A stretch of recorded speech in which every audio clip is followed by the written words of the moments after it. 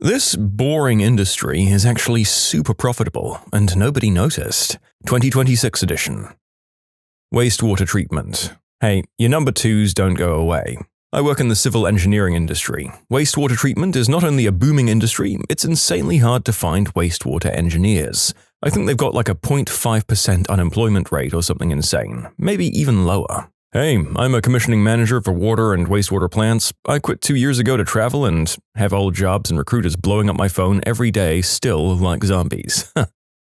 Utilities. Data companies are so desperate for energy, they want their own nuclear reactors. I worked for a utility company near Atlanta, and all in just about 3 to 5 years, the data centers have become the largest load on electricity by a long shot. Before, it was hospitals and shopping centers, but the data centers started pulling way more load very quickly. Yeah, and it's great how our state government keeps giving these data centers sweetheart deals for power rates and property tax abatements on prime locations on the frickin' Beltline, and taxpayers get stuck holding the bag. Georgia likes to claim it's a business-friendly state, but the flip side is that it's not a worker-friendly state. I work for a major transformer supplier as an engineer. I design the pad-mounted ones. We're pumping out transformers as fast as we physically can, but our order backlog is so long that it's being measured in years. Imagine ordering a PS5 and the projected shipping date is 2 to 4 years later. We're experimenting on new stuff just to meet demand and efficiency standards that aren't even published yet.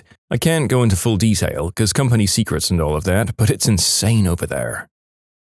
Sustainable packaging. Although I'll say it's super hard to actually break in with new technologies because the producers of packaging are so cost sensitive. Basically, any new material has to be at the same price or a tiny premium, otherwise the producer will stick with what works.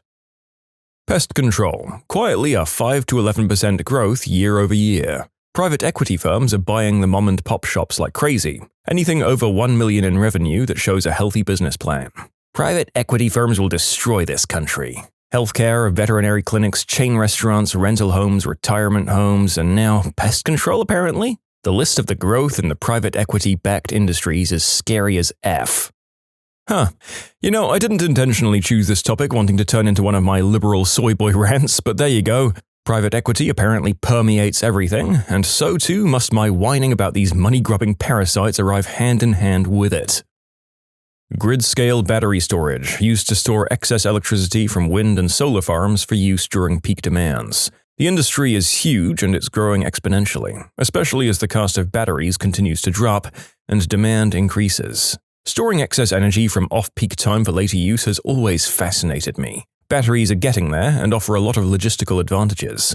Places with large elevation changes can and do use the excess energy to drive large pumps and pump water into an upstream reservoir, which can later be used to drive turbines to generate electricity again. Probably looking at around a 30% loss in energy overall there, but it's dead simple, and if the energy would otherwise be 100% wasted, it still makes sense. Definitely excited to see how all of this gets sorted out with a huge drive for energy that we have right now. HVAC. More areas where you used to get by just fine with an open window and a box fan are getting unbearably hot in the summers. Time to get certified in mini split installation. Well, in the UK, the VPN business is red hot. I love how all of the most popular Ask Reddit questions are now economic and career questions. I mean, that's a good sign that everything's going well, right? Mobile games. $92.5 billion made in 2024. Half of the entire video game industry. Honestly, it's great if you don't mind being arrested at some point for developing casino games for children. I read an article recently on the most expensive video games to develop, thinking the top would be a AAA title like Call of Duty, Battlefield, or something of that ilk. And it's Monopoly Go. Not because of the actual development costs, but because they spent over $1 billion in marketing. And it's worked out for them, as according to sources, the game has brought in over $5 billion in revenue in less than 2 years. Pet cremation, or pet anything actually. If you know how to source it, you'll make bank selling in Western markets. It's catching on in the East too. I went to a restaurant in downtown Tokyo and there were dogs and strollers and dresses all over the place. In fact, my baby's stroller company makes doggy strollers for over 80,000 yen. That's like $550 US. Oh, don't mind me, I'm just using these answers to find a fudging job. I'm using it wondering what careers to advise my children to go into. The data labeling and annotation industry. There are literal petabytes of unstructured data out there, and data governance laws are only ever going to get stricter, not least because there's a real push from the top to classify, mine, and use this information. The used car market. I work on the back end in commercial lending side for car dealerships. The tariffs, or threat of, on new cars has pushed used car prices towards ridiculous numbers. I occasionally show up at auctions to gauge market trends, and a 2017 VW Jetta with 133,000 miles, hammered at $11,000. Plus auction fees and transport, it'll be $12,000, and that's before the dealer has done any repairs or made $1 of profit. Pre-COVID, an 8-year-old Jetta would be $2,000 tops, but people keep paying it. My market share has risen about 40% since January. Sports betting. As a big sports fan, I can't believe how out of control it's become. 10 years ago, it felt like it was a niche thing that your weird uncle did. Now you can't go anywhere that has sports and not have it be a massive point of discussion. A large group of people, mostly men, are completely incapable of watching a sport now without having money on something or yammering about their parlay. I'm beginning to wish it was similar to cigarettes, where they can't advertise betting, or even regulated like alcohol, where you can't show anyone actually partaking or having fun with it in ads. It's chipping the integrity of sports away. I wonder how many people quietly screwed themselves since it got legal in my state. I made accounts for me and my wife to get all of the free promos. I made about $2,000 risk-free. Someone that gives a crap about sports could have made way more. I deleted everything once the freebies stopped. If they can afford to give me $2,000, they must be raking it in. Energy, particularly electricity due to AI demand. Electricity demand has been pretty slow and steady the past couple of decades due to better efficiency. But now, AI has caused a huge spike, especially when the industry was already changing due to increased renewables and the phase-out of coal. For now, I feel like natural gas will plug the difference, but it'll be very interesting to see what the world does if environment and AI are both priorities at the same time. Mental health and wellness technology, like digital therapy apps or telepsychiatry and wellness platforms. It's booming, yes, but not for the actual providers. In fact, we're getting paid less and less by tech and insurance companies while being expected to jump through more hoops. It's all to maximize profit to whichever VC company owns the group practice or app or whatever. It also doesn't result in better quality care for clients, because therapy is a job that really does have a pretty hard ceiling for how much the therapist can take on energetically, emotionally, mentally, and logistically before we start to burn out and quality of care starts to decline. The other piece of this VC and AI takeover of the field is significant concerns about client data. Companies like BH have already been fined for selling client data to Meta, so that Meta could use that data to target ads. With the current administration, the loosening of privacy could lead to things much more sinister than targeted ads. Storage units. We're basically paying rent for our junk to live a better life than we do. Storage units are cooling off. They had a legendary run from 2020 to 2023 though. I mean, it's niche, but fine books. Not specifically one industry, but any industry that relies on technicians who know how to troubleshoot legitimate problems effectively are in very short supply across the board. A lot of old-timers are retiring from manufacturing and maintenance jobs, and not as many young people are going into those jobs in many cases. Too many businesses thought they could get old-timer experience without the pay, then get burned once those old farts retired. The young talent won't stick around when they can't even afford a house in that city. What's my source? I'm an aircraft mechanic, and it's happening here. Plastic miniatures and war games. Seriously, Games Workshop brings in more for the British economy than the entire fishing industry. It's actually mad how much people will pay for that stuff when it's so very cheap to make. Please ignore me and my Skaven army over here. It's entirely justified when I do it. For the uninitiated, Skaven are weird rat men from the game Warhammer. Also very expensive to collect because they rely on large numbers of soldiers to overwhelm the enemy, and by soldiers I mean models you have to pay for. Why yes, I did wake up and focus in when one of my specific hobbies got mentioned. I don't know that it's a well-paying field to try to break into though, because generally they're hiring artists or creative folks to design the miniatures and lore and books and stuff, and well, we don't get paid well in those jobs. Here are some follow-on comments about the amounts you can pay, and some insight on why it's booming.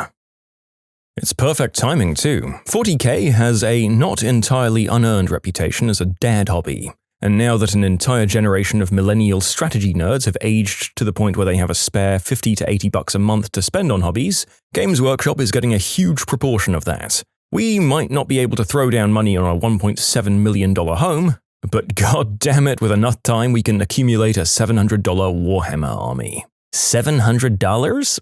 For an army? You mean $3,000, right? Shh, dude, his wife is right over there.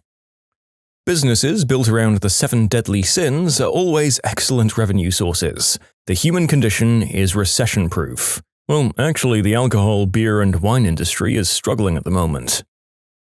Social media groups' investment scams on WhatsApp and Telegram and some of the others. Apparently the matcha industry. If you ever have a chance to get into the wastewater or water industry, then that's a job that's never going to go away. You can submit your own stories to be featured here on the channel. The story submission link is in the description below. Don't forget to subscribe to Am I the Genius? Any industry that fills the void left by having a partner and friends. People are lonelier than ever, so pets, smut, entertainment or distractions, dumb consumables, looking at you, Labubu, and obviously, dating apps. OkCupid is up 115% the year to date. Update? Alright, my bad. Match Group is down 20% year to date. I don't know which stock I checked to see up 115. Turns out I'm wrong. Dating apps are screwed. I guess if they worked, we wouldn't have a loneliness epidemic. Crap product, crap companies. Dating apps are screwed because they used to actually try to solve loneliness, but now in 2025 they're largely just trying to keep people using them as much as possible. So helping you actually find a partner isn't their main goal anymore. People are beginning to realize this. Insolvency lawyers and debt collectors. Yep, can confirm. Bankruptcy filings are up double digits each month year over year, and they have been for approximately 12 out of the last 18 months. Industrial controls integration. Research what a PLC is and you'll see a very large amount of industries rely on them in some capacity. Integrators are becoming grey and the talent pool isn't refilling. Business is booming right now. I'm kind of tempted to get into that work. I work in IT, but I have experience with electronics, and I know what a PLC is and what they do. I feel like I could definitely do the work, but I'm not sure how to get in the door. Well, grifting seems to be at an all-time high. Data centers. Data center spending is responsible for almost 1.2% of the US GDP. Yes, it's due to AI. The massive growth is almost certainly doing a lot to mask the effects on many macroeconomic metrics of recent, economic disruption. More than 34% of S&P 500 value is now in top AI investing tech stocks, 75% of S&P 500 growth is due to these 7 stocks, and the fact that job growth is bad and a few other considerations. The adult film industry made more money than both the music industry and the movie industry combined last year. Think about that for a second. There's so much free smut out there, though. It's really shocking if you think about it. It's weird, isn't it? Views on P-Hub are in the millions for some videos. Some stars in the industry are probably more well-known than major Hollywood stars, but they're just never talked about. Dead people. There are more dead people than ever. A family member is a mortician by education, and though he's since retired out, he made great money doing it. I mean, technically there are always more dead people than ever. It's impossible to have less dead people today than yesterday. This is a great reply. People aren't just going to stop dying. Walmart. Check out their most recent earnings report. They're killing it. People get real angry when you point it out too. If you're in the know, there's probably something you could do with that information.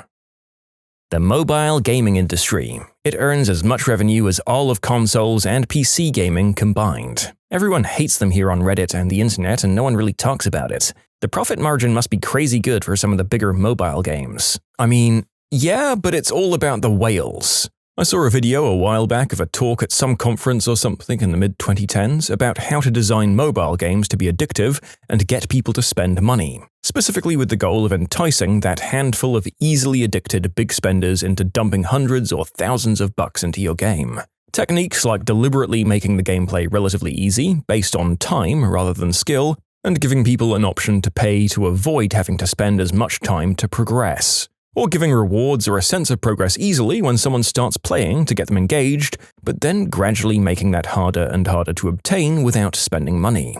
Mostly stuff that I think most of us are aware is happening on some level, but it was crazy to see someone so brazenly and openly admitting all of it. Like, yes, we are doing all of these things. It's intentional. It's meant to manipulate you into giving us money, and I'm here teaching others to do it too. AI. I wrote these programs back in 1970. I know they just repeat what they're taught. Though they can now scour the internet, that actually makes them more prone to stupidity. It's just words, people. Computers live in a world of hearsay. Remote scams and blackmail. Investment scams, not counting crypto rug pulls and meme coins, I feel like that's a different area. Service cancellation scams, romance scams, pig butchering, or blackmail, pretty much anything that convinces your parents or grandparents to buy a ton of gift cards or go to a crypto exchange terminal. There are entire buildings full with scam call centers, human trafficking where people are forced into scamming. I mean, it's a huge industry now. Now, let's combine some of the previous answers. AI used to scam people. Between the building waves of AI voice and video spoofing real people, we're rapidly approaching the point where people need to meet in person to verify that messages being conveyed are real. Missiles. Everything and anything to do with missiles. Solid-state rocket motors. If you're 14 to 24 and have a hunch you'd be satisfied or even enjoy being a part of solid-state rocket engines, this is your moment. Selling your data. I'm incredibly sleep-deprived and I first read that as selling your dad. Misinformation. There's big money in misinformation. Manipulating people has never been easier, and all of the grifters, conmen, and charlatans are doing great. From the top of governments and corporations right down to phishing scams run out of slums of a third-world country, top to bottom, business is booming. Scamming children out of money in Roblox. Boosie's gas station, like wildfire booming.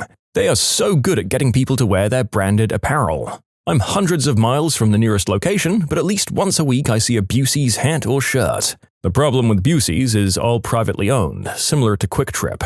They might be booming, but it's not an industry that anyone but Arch Applin and the Zietlow family can really benefit from. Travel. Reddit loves to talk like everyone's living in destitute poverty. But I've worked in the travel industry for 15 years, and every sector is up right now. Hotel, air, cruise, tour, luxury, Disney, ski and stuff. All of it is up. I was in the UK recently and a tour guide said 95% of his tours are Americans and it's all down like 40 to 60% this year in 2025 because Americans just aren't traveling. Also, Vegas just had its 6th straight month of declining numbers. The benefit of pulling our answers from such a recent batch of people writing in is that these are all very current and we haven't run the risk of maybe giving outdated info like we have for other kind of career videos in the past. On the other hand, it feels like even in the past few months since this comment were written, there have been major changes in the world economy. Stuff is crazy unstable right now. In the UK, foster care. There's a desperate shortage of beds. After 15 years of reduced social spending and a stagnating economy, most councils have upped their rates to self-employed local foster carers. The personal tax allowance for foster carers is huge at $18,000 tax-free, plus £250 per week added to this for each child you look after. A foster carer can basically work tax-free. And there's still a huge shortage. Due to a lack of local placements, the local authority turns to the markets. Independent fostering. Agencies are making absolute bank. It gets worse. Private children's homes are basically scalping councils for beds. There was a Rest is Money podcast on how rich individuals are no longer buying properties to rent for retirement income, but are starting children's homes as the profits are so good. So how much are residential homes making? A local authority foster carer might get paid $18,000 to $26,000 a year for looking after a child. An independent fostering agency might charge $50,000 to $75,000 a year for a placement. A private residential home might charge up to $45,000 a week for a placement. As stated and sourced from the podcast. A single placement at $45,000 a week? Of course, this rate is rare, and for a kid with example, severe autism or other behavioral issues. They'd likely be on double careers, 8-hour shifts 24/7. The usual amount for a placement is about $5,000 to $6,000 per week for private residential homes. Still, a huge amount. So, if you want lower council tax, become a foster carer.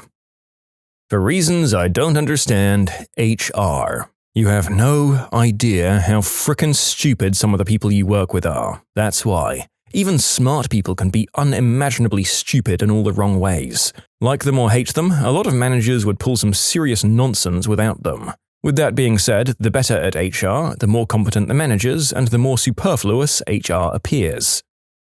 Debt collectors. I'm in the legal services industry related to debt collection. Bankruptcy filings are up double digits each year, year over year. And they have been for approximately 12 out of the last 18 months. If you're a new attorney, it's a great field to get into because it's only getting busier and it's cyclical. Once this wave passes, it'll be another 6 to 8 years and there's going to be another wave. Ride those waves to retirement. AI, sports betting, nicotine, GLP-1s, and similar substances. Based on new builds in my neighborhood, storage unit places. Private tutoring, SAT and ACT prep, one of the highest margin businesses to operate. Pipe fitting and trades. Electricians are in super high demand. We're so short-handed it's crazy. I'm exhausted. The darts industry. It started growing during COVID, but it's exploded in the last couple of years, thanks mostly to Luke Littler. It's now one of the most watched sports on TV here in the UK, and is massive across Europe. This hit me. I live in the USA, so I haven't seen it. But I was on vacation in the Caymans last month, and two dudes with heavy English accents had the TV at the bar turned to darts. I thought it was just them, and now I know better.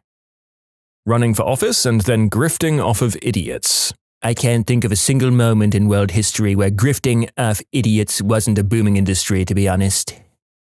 What was the worst decision you saw somebody else make? I knew a guy who was supposedly recruited to be a part of the Vancouver Symphony Orchestra, not even out of high school. Then he saw his girlfriend dance with another guy at graduation, and in a fit of drunken jealousy, he punched a brick wall and shattered a dozen bones in his hand. Never played an instrument again.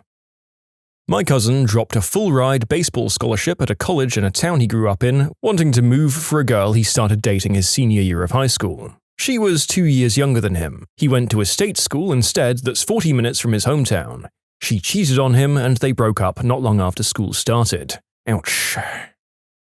A girl I dated for a few years broke up with me for a smack addict/dealer. I told her, "This is going to ruin your life." It's been almost 10 years and I think she's finally staying clean, but she lost a decent job and had some run-ins with the cops, plus got pregnant between stints in rehab.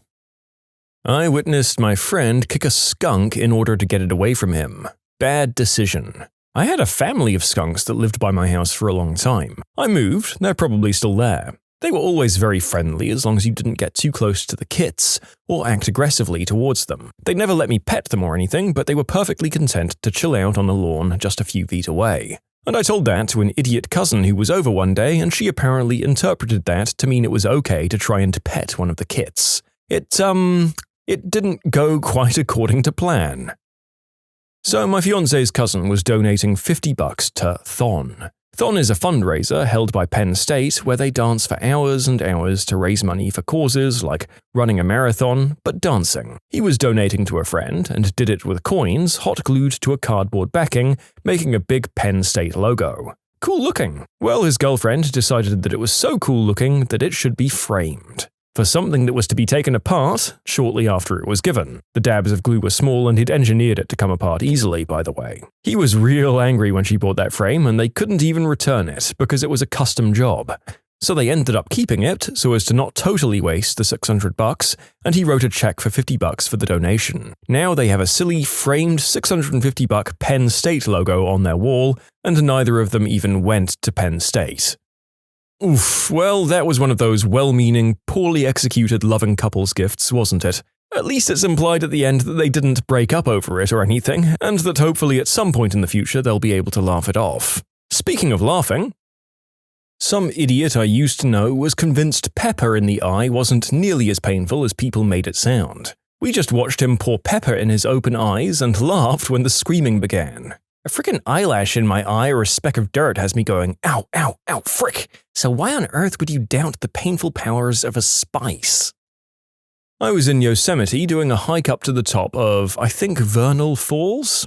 Some kid from a large church group decided to swim at the top in the seemingly but not really calm water there. I saw that kid get swept up and taken away over the edge. The water has been running over there for thousands of years, so the rocks are smooth and there's no vegetation. There's literally nothing to grab a hold of if it happens to you. I was not in the mood to see a kid go like that day. Read the signs and please stay the heck out of the water if you're told to. He wasn't found that day, or the next, or the next. I spoke to a ranger and he said that sometimes they don't get to retrieve anything until the summer when the falls have dried up. This is because often those who fall get stuck in a current and get thrown around in one area at the bottom like they're in a washing machine. It's impossible to get to them or even see them. I have no idea what's left of them after months of that. So, yeah, stay well clear of waterfalls, folks. Our English teacher told us about this incident that happened a few years ago. He went to this beach with his family, but it was high tide. The warning flags were up and everything, so they couldn't swim. This lady comes along and lets her 3 kids go into the water. He tries to stop them and tells her it's high tide, but she wouldn't listen and the kids go into the water anyway. Of course, the worst comes to pass and the kids are drowning. My English teacher and a few other men swim out and save the kids while fighting against the tide. When all the kids were saved, he gave the woman a proper scolding. He is a teacher after all. He says it still terrifies him to think what could have happened if the tide had been any stronger. While over at his house, one of my best friends decided on a whim to snort cayenne pepper. For science. It went about as well as you could expect. My idiot friend badly shocked himself trying to light a cigarette with his electric arc stun device. When I was about 7 years old, I was in the car with my parents going across the bridge from Niagara Falls, Ontario to Niagara Falls, New York. The deadly Niagara River is right below. There was quite a wait due to traffic, so we were pretty much stopped. A bunch of teenagers were goofing around, hopping out of their car and play fighting and stuff. One guy hopped up on the railing of the bridge and did a handstand. It was terrifying. His friends yelled at him and he hopped down again. Then he did the same thing and fell over the railing. 30 years later, I still dream about that sometimes. I had a friend ask another friend to shoot him with a blow dart. First, the guy shot him in the leg, but my friend thought that was too easy. He was an overly confident Marine Reserve, so he asked him to shoot him in the side. The guy did, and it punctured a lung, though he wouldn't admit it. He tried to play it cool and decided to go home when he was really going to the hospital. We all followed him to his car, trying to convince him to let one of us drive or call an ambulance, but he just kept saying nothing was wrong. He collapsed right as he unlocked his car, and we had to call 911. He's fine now, aside from his injured ego and dim wits. A girl married her boyfriend the summer after junior year of high school. Then they dropped out and then split up before they were even married for a whole year. I don't always judge people for marrying young, but this was clearly a series of bad decisions. A friend signed with a professional sports organization at 18 years old for $1.2 million and spent 95% of it on junk without putting any of it into an investment fund. We asked my friend why he proposed to his controlling, angry girlfriend of 5 miserable years. I did it so she'd stop asking. The wedding is in 3 months. Ooh. Outside a bar, the bouncers offer to pay for a cab. The guy says no, calls his girlfriend, she won't pick him up because of the baby. He says he won't drive, walks off, gets in his car, does 80 miles per hour down a side road and gets busted for DUI. He was offered a free cab ride home, effed up his life and could have killed someone. This guy, let's call him Sean, was young and had never been with a woman before. He started seeing this married girl that was separated from her husband. He gets some and falls in love immediately. A few months later, her and her husband decide to try and work it out for their kids. Sean can't stop thinking about her, so he figures out a way to get her away from her husband. He walks up to their living room window and caps the husband in the head with a .22 rifle, while he's playing with his 4-year-old daughter. He's doing life for premeditated murder. A girl I know spent $50,000 on a wedding for a marriage that lasted 6 months. 2 of my friends were at a party drinking. Friend number 1 shows off his gat to friend number 2, tells him it's not loaded, points the weapon at his head and pulls the trigger. Forget the years of jail time, he has to live with killing his friend for the rest of his life. I slowed down from 100 km per hour to about 80 on a highway because I saw a large kangaroo at the side of the road up ahead. The young guy behind me revved his car at me and drove really close and held his horn down, obviously annoyed. I'd gently put the brakes on so I couldn't understand what his problem was. He just kept revving too. I put the brakes on again when I saw the roo starting to take off in front of me. It would have safely passed in front of my car until the idiot behind me floored it around my car and absolutely decapitated the poor animal right in front of me. It went up and over his bonnet, rolled down the side of the car, finishing under the back wheel. I saw it bend in half the wrong way. He pulled over further ahead and I drove past him with tears in my eyes. I'm shocked. He had a really nice expensive-looking car and the roo was very big, so I really hope it did some exceptional damage to that loser's car, lest its death be a total waste. Yeah, I mean, this absolutely sucks, but in terms of what happened to the guy's vehicle, I feel like this is tinged with just a little bit of sweet satisfaction. Drive like an aggressive moron? Fine. Have a bucket of offal all over your vehicle and a few grand at a panel beater. Enjoy! A friend of my dad's sold up his house in central London and bought a place in France. 15 acres, swimming pool, 8-bed house, and a smaller house on the side. Problem was that it needed tons of maintenance, lots of repair work, and a small supply of staff just to keep it running. Now, this wouldn't be a problem for a multi-millionaire like the previous owner, but this guy wasn't. He only had the money for the sale of his house, which was dwindling fast. It was also a 50-mile round trip to the local shops and pub. There was no internet and no TV. So he's bored out of his mind and has no company except his missus, and I think the realization of this situation was beginning to set in. People tried to talk him out of it, but sometimes when people get an idea in their head, there's nothing you can say that will change their minds. I can see them trying to sell next year, but I don't think it will go very well. I think the previous owner was glad to be rid of it, to be honest, and I don't know how long he had that up for sale. I was on tour when we played Newcastle in England. Decently big gig for some small-timers like us. When discussing with the hosts, they mentioned that we should go and give the opening act a confidence boost as it was their first ever gig. Went down and met with them. Talked to them and they seemed absolutely confident as hell. Soon discovered that they were an experimental band and that none of the guys had actually played their instruments before. That's right, they'd decided to put a band together of non-musicians, not rehearse, and play on the night thinking that it would make them seem creative and ambitious. It was atrocious and cringy is what it was. You can submit your own stories to be featured here on the channel. The story submission link is in the description below. And if you want to listen to some vibey music in the background, check out easymode, also linked below, and subscribe. I saw a rookie drinker at a house party mix Snapple with a half glass of Everclear, thinking Everclear was a simple alcohol mixer. 20 minutes later, projectile throw up everywhere. In a redeeming moment, a few hours later, he drunkenly got up from his sleep and decided to haphazardly mop the kitchen and then went back to bed. A guy I knew in the military made enough money during deployment to pay off his student debt. He bought a car instead.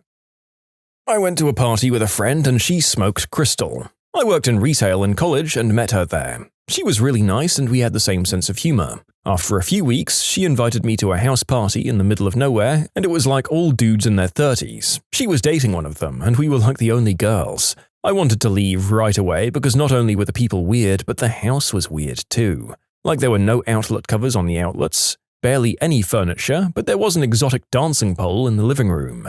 She drove and convinced me to stay for one drink, and when I got back from the kitchen with a beer, she asked me if I wanted to smoke crystal with her. She actually called it something else, but I didn't understand, and only figured it out after she started explaining to me. I declined and then went kind of into shock as she started to smoke it anyway, while her boyfriend started telling me that it wasn't as bad as people think. I ended up calling my boyfriend to come and get me and walking to the main road to wait for him because I didn't really want to be anywhere near that house. The next time I saw her at work, she told me that a few hours after I'd left, a guy who'd been punched at the party had called the cops, and she had been too afraid to go back to her car after running from the house, so she had spent the whole night just walking around in the nearby woods.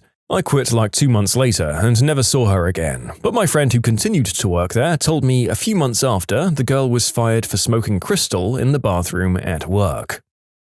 In high school, I watched a guy who didn't smoke light a cigarette and announce to a crowd of kids that he was going to smoke for 1 month and then just stop, just to show smokers how easy it was to quit. That was like 17 years ago, and he still smokes. Once in middle school, while we were changing after gym class, this one kid decided to steal my Axe body spray out of my locker. He was completely undressed and ran away when I confronted him. As he got to the other side of the locker bay, he hopped up on the bench and, as if to taunt me, sprayed the Axe body spray directly onto the tip of his manhood. It definitely didn't seem pleasant from his reaction. Second-hand story, but here we go. A colleague of a friend of mine came into work excited about having bought a new house. She thought she'd got a great deal because they took like $50,000 off the original price. Why?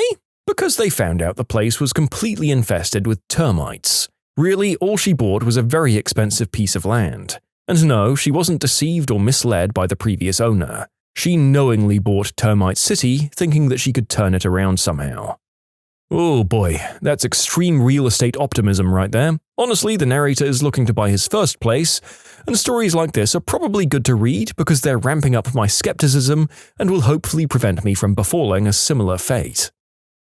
18 years ago, I watched somebody quit their $20 an hour job, and remember this is 2007 money, blow through $25K of savings, get ripped off trying to restore a Honda from the 80s, that's where the $25K went, lose all their friends, default on all their credit cards, lose their luxury condo, move in with their grandpa, get kicked out by said grandpa, move in with their dad and stepmom, get a new job for minimum wage at their dad's work. And why did all these things happen, you might ask? It was a severe fear of growing up. This isn't speculation, that's literally his reasoning. I saw a guy eat roadkill as part of a dare, hospitalized for 3 weeks for infection that led to vomiting that Maxilon wouldn't work in, that led to a hernia, which led to sepsis. I was in high school, 2 grades under this girl that was graduating in less than a month. She was brilliant and had amazing grades, but she dropped out to become a manager at a Hungry Jack's. That's a chain here in Australia. She ended up getting demoted after a few months because they transferred a new manager in that had 20 years of experience. She could have easily baked the cake and ate it as well, but to this day I can't understand why she'd just drop out like that. Her parents were mad. There was this one incident in my hometown that made me want to tear my hair out. A family moved in a few years ago. They had 2 children, a boy and a girl. The mother was looking for work as a teacher, but there were no openings, so she worked as an aide. My mother was on the school board at the time, and she noticed that the parents were complaining about the lady, as she was apparently ignoring students and favoring others, getting angry when her children got bad grades from other teachers, stuff like that. My mum invited her to the next school board meeting to discuss the situation, and the lady went nuts. The conversation broke into screaming, and this lady swore she'd take Mum's spot on the board. Sure enough, when election signs went up online, she was the only person who ran against my mum. After months of an attempted smear campaign, my mum won the election with more than 200 votes. That lady only got 5, and all of them were from her extended family. So, what does the lady do? She decides to pull both of her children out of public school as she doesn't want them corrupted by the teachers and the board. The son was a senior in high school, months away from graduation, and the daughter was in middle school. My sister was in her class, and she said the daughter screamed and kicked her mum as she dragged her out of the classroom to check her out, begging her not to do it. She left all of her stuff in her locker, and the school had to send it to them. When Mum heard the news, she was horrified and tried to talk to the family, but the father had been browbeaten by his wife and refused to put the kids back in public. It's been a couple of years since then. The mum homeschooled the kids, but the son works in the oil field and is trying to get his GED. The daughter is a complete rebel and has been arrested numerous times for drunk driving and vandalism. But the mum still has the audacity to act smug whenever someone runs into her at the grocery store. At least my children know how to live in the real world. Sure, Kathy, keep telling yourself that when you have to bail your kid out from jail. My mum didn't even hate her in the slightest, but was very upset that she did this to her kids, who didn't do anything wrong. Both kids were under 18, so the son couldn't just go back to school on his own. Betting $5,000 on 17 on roulette. I saw an entire country elect an uneducated reality TV star as their president once. Well, now twice. Trivia night at the TGIF Fridays. One of the questions was, which band originally wrote and sang While My Guitar Gently Weeps? I said it was the Beatles, but a friend said it was Prince. Cue a bunch of people saying, wait, I think you're right. Yeah, he had that awesome live solo a few years ago. I insisted it was the Beatles, so we put it to a vote. I lost the vote, and we lost that point. Frick you, Gavin. Frick you, team. I watched my brother pre-order No Man's Sky. Luckily, it was only a short-term bad decision. A woman married my ex-husband after she witnessed him snapping my wrist like a twig, carrying on an affair with him for a year of our marriage and knowing full well he was an addict. It was like watching a train wreck. I had to keep repeating to myself that it wasn't my problem. My friend met a girl at a wedding on the last day of a short overseas trip and decided to cancel his flight home the next day and stay in a foreign country with no job, no place to live, barely any money, and a tourist visa, just to try and get with her. This was 5 years ago, and they're engaged now. So I guess the decision was, in a way, the best decision he had ever made. Still seemed really short-sighted at the time, though. My dad watched his best friend for 35 years drink himself into an alcoholic, essentially ruining his own life. They were drinking buddies for a long time, but my dad began to suspect he had a problem and tried to shake him out of it and quit drinking himself too to avoid encouraging him to drink. His best friend's eventual DUIs and increasingly protective wife led to a strain on his relationship with my dad and anyone else he knew from high school or college. Now his wife won't let anybody talk to him ever again. My dad misses him greatly and won't stop telling stories about the antics they used to get up to when they were kids, always addressing him as uncle in the last few years we used to see each other. They started out in the sandbox at age 2 and eventually broke loose in their 30s. My best friend was marrying a girl just because they had a kid together. Everything was working out fine between them as friends, and their daughter, though only 3, seemed happy as hell. Then they started to be friends with benefits and began dating once again. Out of nowhere, they announced that they were getting married. Everyone knew this was a bad idea considering their history and that marriage shouldn't be a thing you just try one day. Anyway, the wedding day comes and it's your typical affair. Church, priest, gown, flower girl, cake, all the usuals. It was an uncomfortable experience for us as his friends, since we felt like it wasn't set to last between the two of them. We didn't know how right we were. 2 months in and they're fighting almost every night. He tells me that anything will trigger a fight between them. One night it comes to a head when their fighting becomes physical. She shoves him, he shoves back, she punches him in the chin, he hits her in the left eye hard, and problem is she's petite and only 5 foot tall, meanwhile he's 6 foot 3 inches, former bodybuilder. She called the cops and had him arrested. She now has full custody of the daughter and he spent 3 weeks in jail over the whole thing. So much for giving marriage a try. What happens regularly today that would horrify a person from 100 years ago? Fun fact, when the escalator was first introduced, it only went up a few feet, and whiskey was given to calm the nerves of people who tried it. So probably the fact that those exist and they're taking people hundreds of feet into the air. My dad told me my great-grandfather was appalled that a restroom was inside the house. The amount of married couples without kids compared to the amount of unmarried couples with kids, and Germany's position in the world.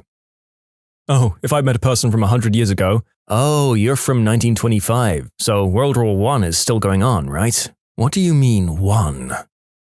Oh, those people would not be prepared for modern movies with CGI realism. Take them to a new horror movie and that would literally horrify them. With no idea what a computer can create visually, they'd have to assume people are getting slaughtered on camera for the entertainment value. I remember reading that back then, people were terrified by the ending of The Great Train Robbery, where the main robber fires his gun directly toward the camera. Access to the most WTF adult material you can find online. 100 years ago is 1925, not long after the Great War, so maybe airplanes? I live near a small airstrip, so I hear light aircraft so often that it's just part of the background noise now. But I imagine that in the dawn of aviation, when planes had been newly used for war, it would be pretty horrific.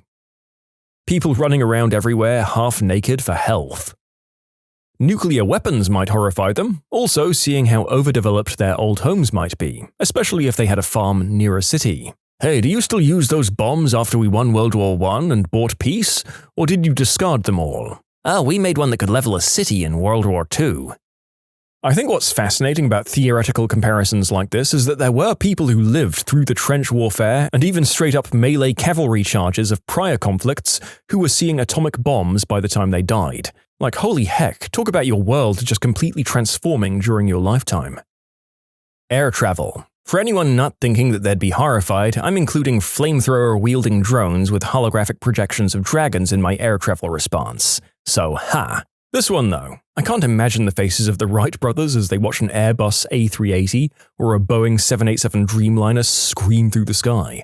Trying to explain jet engines or the more modern turbofan engine, turbofan engines are what's found on most modern large aircraft, they'd crap themselves, especially seeing how easy it's become to fly such massive distances. Electricity fricking everywhere. France and Germany showing each other support and encouragement. Also, people refusing to vaccinate for diseases that used to be widespread and killers. Maybe spending so much money on every grocery shop on food that ultimately gets thrown out. Just food wastage overall, really. I remember my granny telling me a story about when my uncle spilled the jug of cordial everywhere when he was a kid, and she cried all day because it was their treat for the week and it got wasted. My Oma always had a story about how they'd use a chocolate ration during World War I. She was sneaky and would cut 9 pieces of chocolate for her family of 8 so that she could get 2. They'd save all of the breadcrumbs and just scrape the mold off anything, and fruit was a godsend. The Third Reich had taken all of their gold, so my Opa proposed to my Oma using a box of strawberries. They just celebrated their, 75th anniversary? They're 96 and 94. She told us they'd sometimes eat tulip bulbs and grass to fill their stomachs. She always said being overweight was a good thing. Food was a celebration. Show a surgeon from 1918 a Da Vinci surgical robot and watch him lose his mind. Alternatively, tell a surgeon from 1918 the mortality rates of modern surgery. You can pull a device out of your pocket and receive an unsolicited pic of someone's trouser monster. How so many more of the population are fat. My father-in-law comes from a farming family in Minnesota, and he has all of these pictures of past generations hanging up. 3 generations ago, they were a clan of lean, good-looking blondes. The blonde hair has remained, but a lot of them are past 300 pounds now. The juxtaposition is shocking. There are a lot of good points being already made in this group, so I'll add the less obvious things, like being in public without a hat, colorful clothing with logos and slogans, robots, casual swearing, women doing men's work, and loud music everywhere. Discussions of World War II. Imagine knowing you had that coming your way. Oh, they did that on an episode of Doctor Who. A World War I officer was sent to the future due to time shenanigans. When the Doctor meets him, he says, "Looks like you're a World War I officer based on your uniform," and the guy just looks shocked and replies, "What do you mean, one?" Interracial couples. Loving vs. Virginia didn't happen until 1967. Until then, you'd be arrested and run out of town for marrying outside your race. Even in the North, it might not have been illegal, but it was heavily frowned on. I highly recommend people read The Color of Water by James McBride. He details some of the crap his white Jewish mother dealt with by marrying black men in the 50s and 60s in New York City. Fashion. The bikini didn't arrive until the 50s. Imagine being a Victorian lady and seeing a woman in a bikini. Your underwear covers your whole body, so you can't even consider that. And yes, I'm well aware that 100 years ago was only 1925, and I'm well aware that Queen Victoria and thus her era died in 1901. We all know this, thank you for the dozens of corrections. But there were still Victorian ladies living in the 20s, guys, and they would indeed clutch their pearls in despair over what scandalous lows we trollops have sunk to if they ever saw what we wore. Even to bed. I'm lounging around the house in a big t-shirt and having a giggle that this would ever happen. Kinda like how our parents think our shorts are too short. The parents of the 20s kids were appalled at knees showing as well. Enjoy your days, everyone. Black people buying property in your neighborhood. Sadly, my parents still worry about this. They're not scared of black people, they think it'll just make the property value drop. Huh, your parents are racist, dude. Yeah, no crap. Gay marriage. Why not kill 2 birds with 1 stone? Interracial gay marriages. Huh, a gay pride parade would give most of them a seizure. Men in space every day. Yeah, we don't travel to the moon anymore, but there are a few men in space regularly now. Oh, and the fact that there are women in space too. That'd be the cherry on the cake. The fact that you said we don't travel to the moon anymore would cause a crazy reaction. The follow-up questions on that last bit. Why don't we go there anymore? Are there monsters? What happened? I asked my grandmother this very question back in 2008. She was born in 1913 and lived to be 96. Without skipping a beat, she said, "The way people treat each other." I was hoping for an answer regarding technological advances, anything other than the brutally honest answer I received. My grandmother was Welsh and Cherokee. She married a Lebanese man. She wore pants. She was a nurse. She and my grandfather had friends of many races and faiths. It wasn't always easy for them, but they were close, and their friends were close. She told me families aren't as close anymore, people don't know their neighbors, people have little regard for others and their safety. She talked about speeding through neighborhoods with children and how everyone was always in a hurry today. She didn't like the internet, and she said it put even more distance between people. I really believe she had some valid points. the amount of excess we have around us, and the amount of things we throw away. We spend tons of money on crap food and clothes we don't need. Even just one generation back, my mum told me to stop buying my kids toys and I'm spoiling them. They get toys on birthdays and Christmas, and that's it. She said they don't need a new Lego pack, they need imagination to use the older packs differently and to go outside. I completely agree, my sons are a little spoiled, but I usually stop buying in August to prepare them for Christmas. I still feel really guilty for all the excess. I need to donate some toys. Being on the other side of the world in a few hours compared to it taking weeks to travel that far 100 years ago. Heavy metal. Just imagine Edith being horrified when James Hetfield is screaming, "Master! Master!" My browser history. You don't need to go back 100 years for that to horrify someone. Probably how much people swear these days. Words like hell and damn were considered profane once upon a time. Compared to some of the stuff you hear on the radio nowadays, it's all incredibly quaint in retrospect. I don't believe this to be true. When you read anything from that time, it's written in a mode acceptable to everyone, and most usually by someone we'd now think of as an educated mid to upper middle class person. At least, and that's for want of a better term. My granddads were both born around 1900. One was a docker and from Scotland, and the swearing like a docker phrase seems real. The other one was a master shoemaker, which was a really highly skilled job back then, and spoke and wrote like a gent his entire life.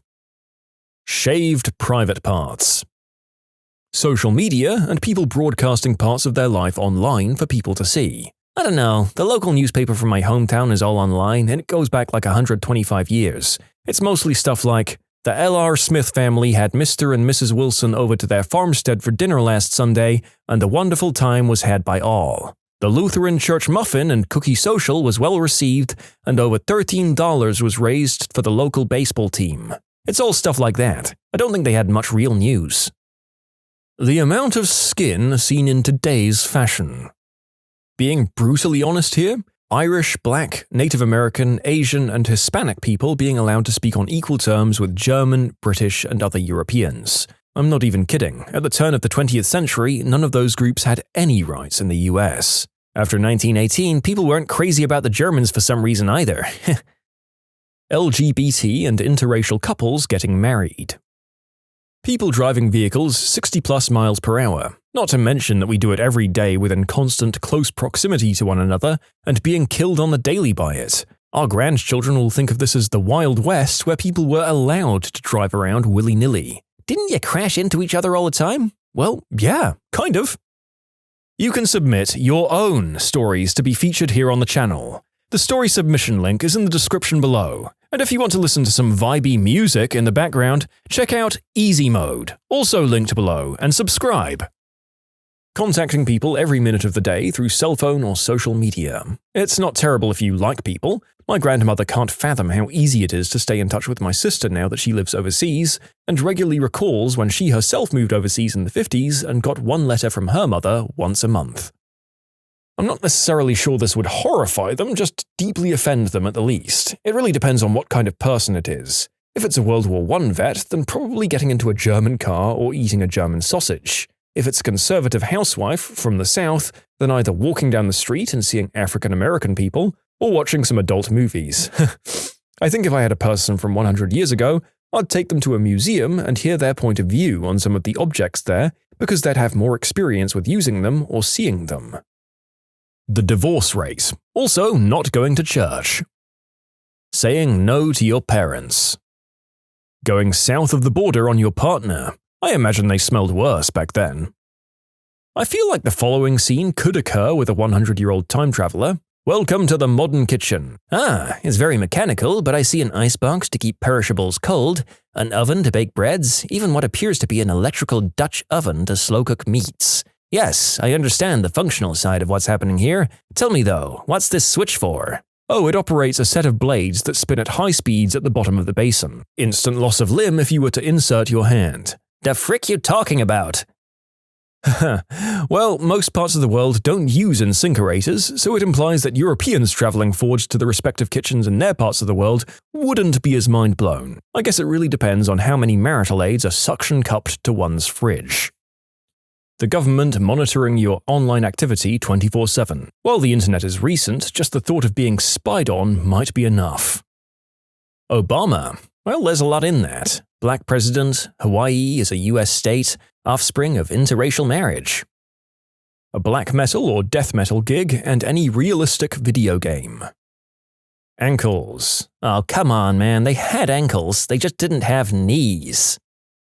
This is specific to the United States because most other countries aren't like this. How homelessness and vagrancy and free living are criminalized and corralled today. It's illegal to simply live on one's own without IDs or forms or birth certificates. You can't even work legally without IDs and registrations and tax reports, and so the usual laborer or hobo lifestyle choice is no longer possible. You can't hunt or fish for free in the United States, you need permits. Legally, even living on the barter system off-grid is illegal, as you must claim income received in kind. You can't sleep in the open, under a bridge or in an abandoned building, or anywhere else uninhabited except for a national forest, and even then only for 3 days at a time. And even then you're monitored by the NFS to ensure that you don't have a campfire. You can't just disappear and start your life over again for any reason. You can't change your name except through the courts. In the United States, we also don't have the right to roam the land freely. You want to become a tinker or junkman? The permits and restrictions are prohibitively expensive for professions that used to be a working refuge of the poor, the mentally ill, or the eccentric. If it's not a 9-to-5 job in an office or a crap job at a fast food place, then screw your lifestyle. You'll be measured and sorted. But the worst thing from the perspective of the 1920s is how it's no longer possible, to the point of being demonized and criminalized, to extend normal human kindness to the poor and the vagrant. In some cities, it's illegal to run mobile soup kitchens, mobile showers or laundries, or take people in without incurring the wrath of permits, code enforcement, and chambers of commerce. I study that period, and in particular I pay attention to the folks on the margins of society. I live in a rural area where we face an increasingly transient population fleeing the cities. And today we want those margins and the people in them erased. It's barbaric to allow people to starve. It's savage to prohibit them from making their own way and thus forcing them to starve. And it's unthinkable that we've compensated for our own lack of compassion by barring others from having any of their own. Our disposable culture. Everything's individually packaged and the packaging thrown away. Many things are made like crap and then thrown away when they inevitably break. Food is uneaten and thrown away, no one maintains anything. If you look at clothes, shoes, or household goods from 1918, they're really good quality. The way people treat each other, particularly when dating, lateness, ghosting, all those things. Dear Diary, I was receiving a letter each week from Eunice, but 2 months have passed since our last correspondence. I do believe I've been ghosted. Interracial marriage. After all, Jim Crow laws were enacted 180 years ago. Women taking part in sporting events like bicycling and marathons. Billy Fleming was born in 1914, so he would have been like 11 years old. Also, drinking German beer in America. There was a huge backlash around it, and it was one of the steps leading to the 1920s Prohibition era. The entire notion that women are allowed to pursue lives that don't revolve around being the property of men. I mean, today several billion people still can't fathom that idea. Minor infections of wounds. You can generally treat these at home pretty easily. Widespread use and knowledge of antibiotics wasn't really a thing until after 1940. Men kissing other men in public. Started watching Downton Abbey, so I think they'd be surprised at how much the class system has changed. New money is cooler than old money. Parents being able to vaccinate their kids against diseases that would have killed them back in the day, yet refusing to do so. The way we pamper and worship our pets. What about Egypt, man? They literally worshipped kitties. And the cats have never forgotten this. We spend a lot of our day telling a robot that we are not a robot. Transgenders, drag queens, cross-dressers, and more of this stuff that I don't even know what it's called. The EU would give people heart attacks. I mean, it's 1925, the League of Nations is a thing back then. It would probably shock them that the British government is so cavalier about giving it all up, though. Yes, I think most Europeans of 100 years ago would be pretty freaking ecstatic about the recent peace and international cooperation in what's historically been a competitive and violent region. After sending an entire generation to die in the trenches, most European countries were doing their best to avoid it happening again. Yeah, honestly, at least a lot of the more educated folks back then might feel some satisfaction at a job well done, until they realize that the one country they really hate is in the Union too, and then you'd probably hear some grumblings. Oh, and these comments were written before the Russian invasion of Ukraine. Furry conventions. I mean, those are scary today. Honestly, the current state of the day's superpowers back then, the UK and France. Your life all over in some weird public mess called the internet. The quality of life is higher in large cities than the quality of life in the suburbs or rural towns. Connecticut, the John D. Rockefeller estate is located far outside the boundaries of New York City. Connecticut and Rockefeller Center are 30 miles apart. Bill Gates, on the other side, resides in Medina, which is only a 10-mile drive from downtown Seattle. It's horrifying in a positive sense.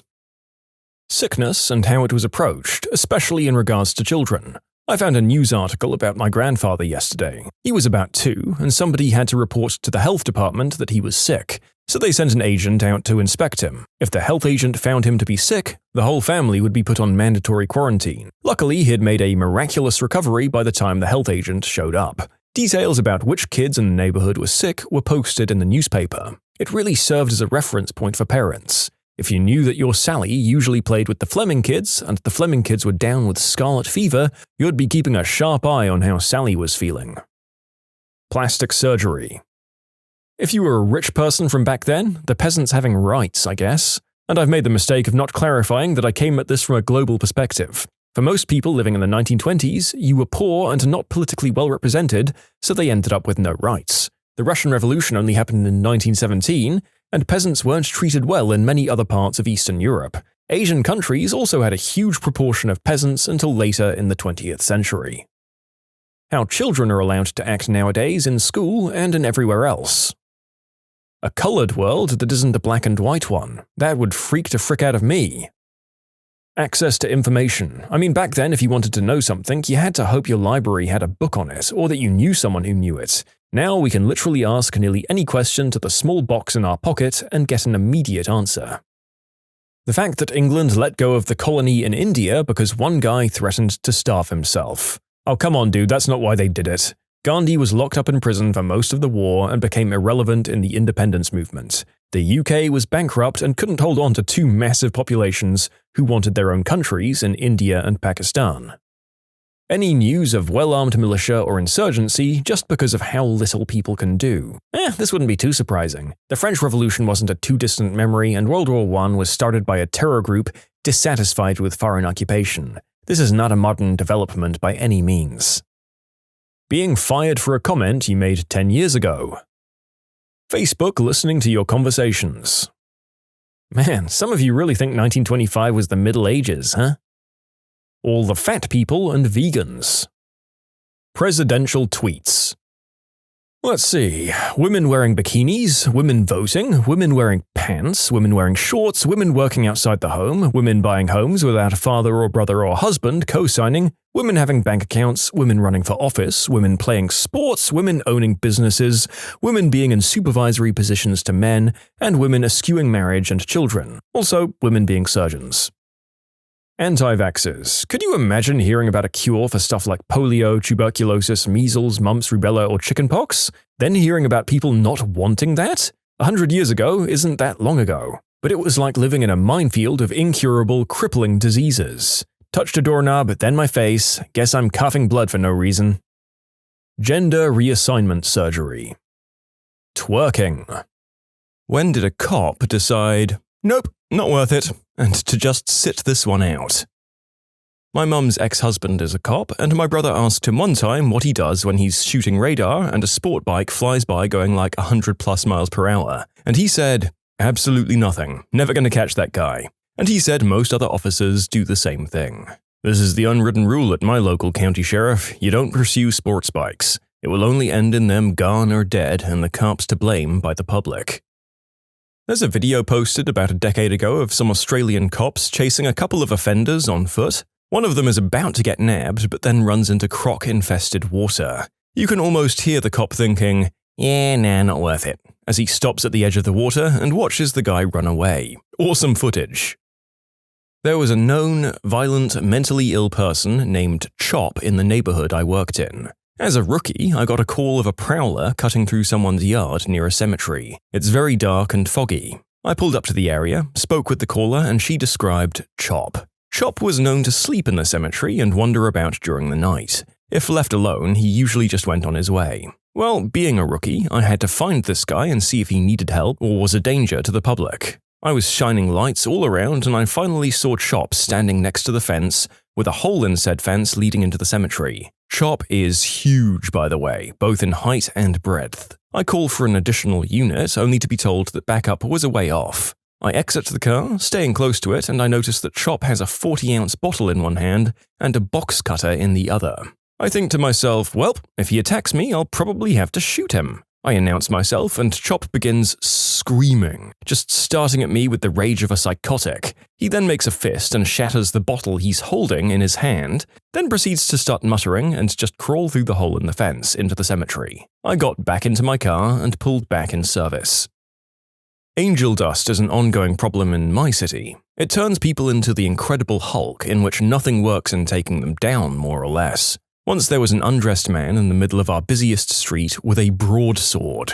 We literally had to circle him and shoot him with pepper spray, rubber bullets, beanbag bullets, and tase him at the same time to get him to drop said sword. On average, it takes 6 officers to arrest one man on angel dust if the man is angry. This guy took about 10 cops working together to arrest him. I sat in my squad car and sipped my coffee, as I've had many encounters with these users and I have my own battle scars. They say the only way to fight angel dust is with more angel dust. My God, there would be literally nothing worse than law enforcement officers turning into deranged super soldiers this way. Do not go taking this seriously because frankly, I don't want to be mulched into a wall by a cop who's decided he needs a little something something to get me for an unpaid free riding charge on my train. Oh, I remember one where I was the victim of the noper. A call came across the radio for an accident where both parties were now fighting and getting confrontational with the officer who had come on scene. So my partner and I rolled over, we got both parties separated, and it's obvious the one driver is DUI, so we hand her off to another officer to be arrested. And he proceeds to hand us the driver's passengers. 4 5 to 8-year-old girls and 1 full-on baby. I will never forgive that sneaky mother effer. So we arranged for another caretaker to come and get these little moppets and bundle them into the back of our car. Well, you'll be shocked to learn that the children of mothers who drive drunk are not the most well-behaved little angels. Plus, the baby just begun wailing at the top of its lungs. So my partner takes the baby and a bottle that he salvaged from the crash in an attempt to calm it. I'm in the driver's seat trying to separate 4 screaming monsters through a partition. Also, I don't know any names, so it was a lot of, Abigail? Is it Abigail? Stop pulling Sarah's hair? Zoe? Don't touch that taser, it's not a toy. And so on and so forth. At about this time, our supervisor rolls by the scene. He pulls up next to the car, takes one look at the baby snuggled quietly in my partner's arm as he coos to it, then turns to me as I'm trying to separate 2 ponytailed badges in iCarly shirts, damn near losing an eye in the process. I could physically see the nope pass across his face, and he drives by without a word. My trainee and I were sent on a self-deletion call. We get there, and this poor lady is screaming about her adult son, begging for help between sobs. We run into the house, and the guy is lying somewhat peacefully on his bed, with an empty prescription bottle beside him, prescribed 2 days ago. 50 pills all gone. Yeah, it's too late for him. Apparently the guy had some health issues and decided to check out by downing the entire bottle. The mum finds him hours later and rigor had already set in by the time we got there. As I'm inspecting the scene and trying to be delicate as I'm teaching my trainee, the mom insists on hovering right over her son, telling me to do whatever I have to do. Well, part of the job is to check all dead bodies for signs of foul play. By now, my partner has arrived, and I instruct my trainee to help my partner roll the guy over to check for other wounds or anything suspicious. Now, mum is standing beside the bed. My partner and my trainee are trying to roll over a very stiff, and I'm standing by the foot of the bed. As the body rolls, the dead guy farts. Loudly. Epic toot, really. Before I could say anything, I learned what these guffs from a dead body smell like. Let me preface this by saying I've smelled horrible things in my career before. Disgusting houses, gross people covered in number 2, other deader people, and nothing compared to the dead guy butt blast. I gagged and very nearly threw up on the bed and ran out of the house. I refused to go in, as every time I got near the door I started gagging. The worst part was, I found it funny afterwards, and the poor mum was just walking around covering her face with a tissue she was simultaneously trying to wipe her eyes with and breathe through.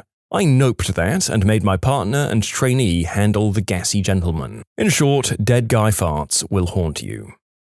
I was walking a footbeat alone when I was about to walk down a dimly lit alley. As I did, all I could see was our local skinhead and weirdo standing in the middle of the alley with nobody else around. He had on suspenders with spikes on them, a tank top and red pants that had a dozen or so chains attached from the belt to his lower pant cuffs. I watched him stand there as he spun back and forth so his chains would bounce against him and make a loud noise. He did that for several minutes without stopping to look around.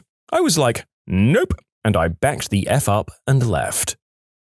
I was with my field training officer on what I think was my second week in training when we got a call for a self-deletion. It was in the middle of August in the south, and we arrive and park in front of the house. We step outside and immediately just smell death. This guy had strung himself up in a barn and decided to tell nobody about his plan to end things. So he's been marinating on the August heat for 2 weeks before somebody smelled him. We walk inside and my partner points out that 2 rats are eating chunks out of his eyes and tells me to get up there and shoo them away. I find a ladder nearby and grab a stick, and then I lose my balance and grab the nearest thing.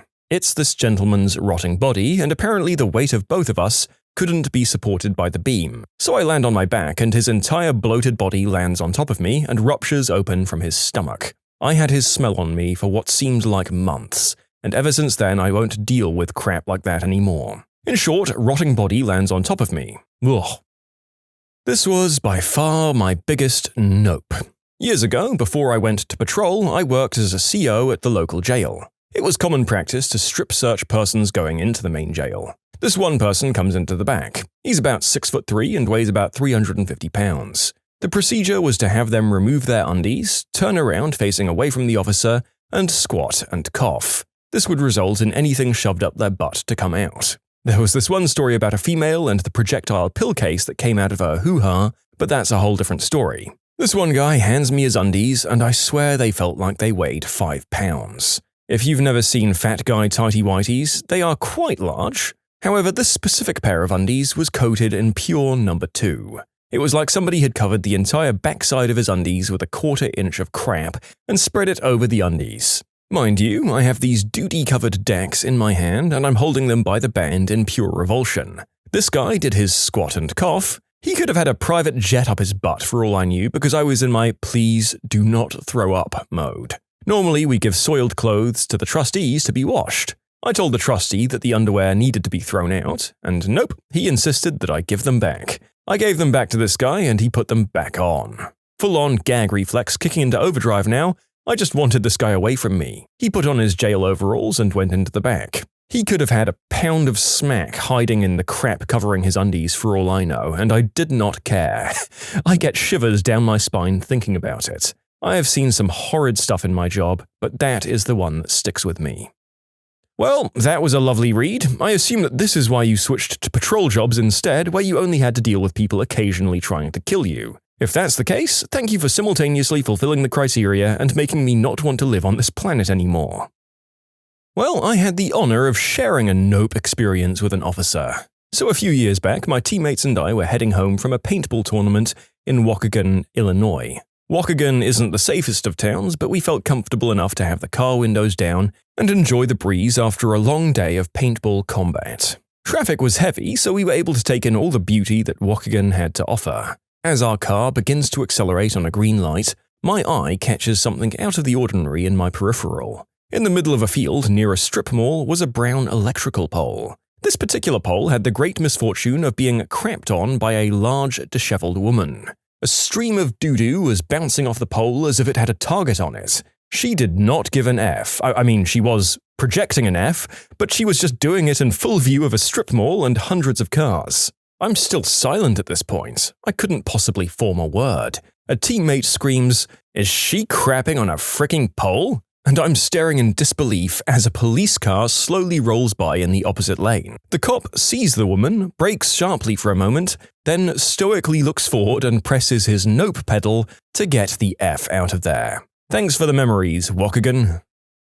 You can submit your own stories to be featured here on the channel. The story submission link is in the description below. And if you want to listen to some vibey music in the background, check out easymode, also linked below, and subscribe. My father was a cop. His nope stories are as follows. There was a green herb dropout who was ditching class. Dad spotted him and gave chase. They hit the woods. Dad is not a fat cop and is catching up. In desperation, the kid shucks off his $300 black leather jacket. It's in my father's size. He stops, collects the jacket, and lets the idiot continue his terror-fueled sprint through palmettos and spiderwebs. And the second story, I forget this kid's offense, probably fighting or more green herb.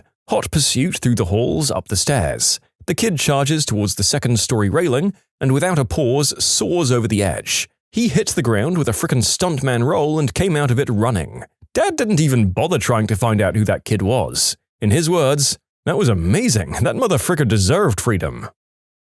Anytime a person had a dog in the car. Not because I was afraid of dogs, but because department policy dictated that after an arrest, the vehicle was to be towed and the only option is to send the animal to the pound. I was not going to be responsible for someone's pet getting euthanized so the city could have its revenue. I heard this one at work today. A colleague was offered a rock-paper-scissors contest to get out of a speeding ticket, and she won. I was part of a nope-out by two of the coolest cops I've ever met. This past winter in Minnesota, my friend and I were out drinking. One friend, Jack, proceeded to get blackout blotto and wanted to do snow angels in the middle of my university's academic mall.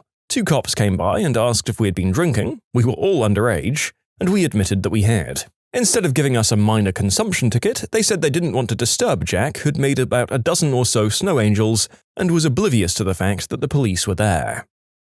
Okay, I'm not a cop, but one night I was assigned to work the late shift at a grocery store. If things were slow, I'd sometimes chat with the security guard and hang out in the back room until a customer came in. Well, on this particular night, we're both just sitting back, chilling as usual when we hear the store's door open. I stand up and get ready to head to the cash register when I feel the guard grab my arm as he points to the monitor. This huge guy in a black vest had just stormed in and he looked absolutely furious. We stare at the monitor and see him head right to the kitchen utensils section. He grabs the biggest carving knife on the shelf and shoves it underneath his vest before heading back toward the door. At this point, I look at the security guard and he looks right back at me and says, "There is not a chance in hell I'm going out there, kid." This guy charged out the door with a knife, and that was that. We notified the police, but I don't know if he ever got caught. About 3 months ago, I was on foot chasing a guy for a burglary warrant. We were on the second floor of a sleazy motel running towards the dead end. I thought for sure I had him, but nope. He jumped right over the railing onto the blacktop, and without even so much as a slight stumble, he kept booking it through the parking lot. I stopped and just watched him run through the parking lot and down the street, and I said to myself, not even mad, that's just impressive. My 60-year-old uncle is a cop in Chicago, and he used to work beats in the crappy areas of the city. For whatever reason, I once asked him how many people he arrested for DUIs in a week. 0, he said. I was pleasantly surprised and asked him why that was. Is it the good public transport? DUIs becoming more stigmatized?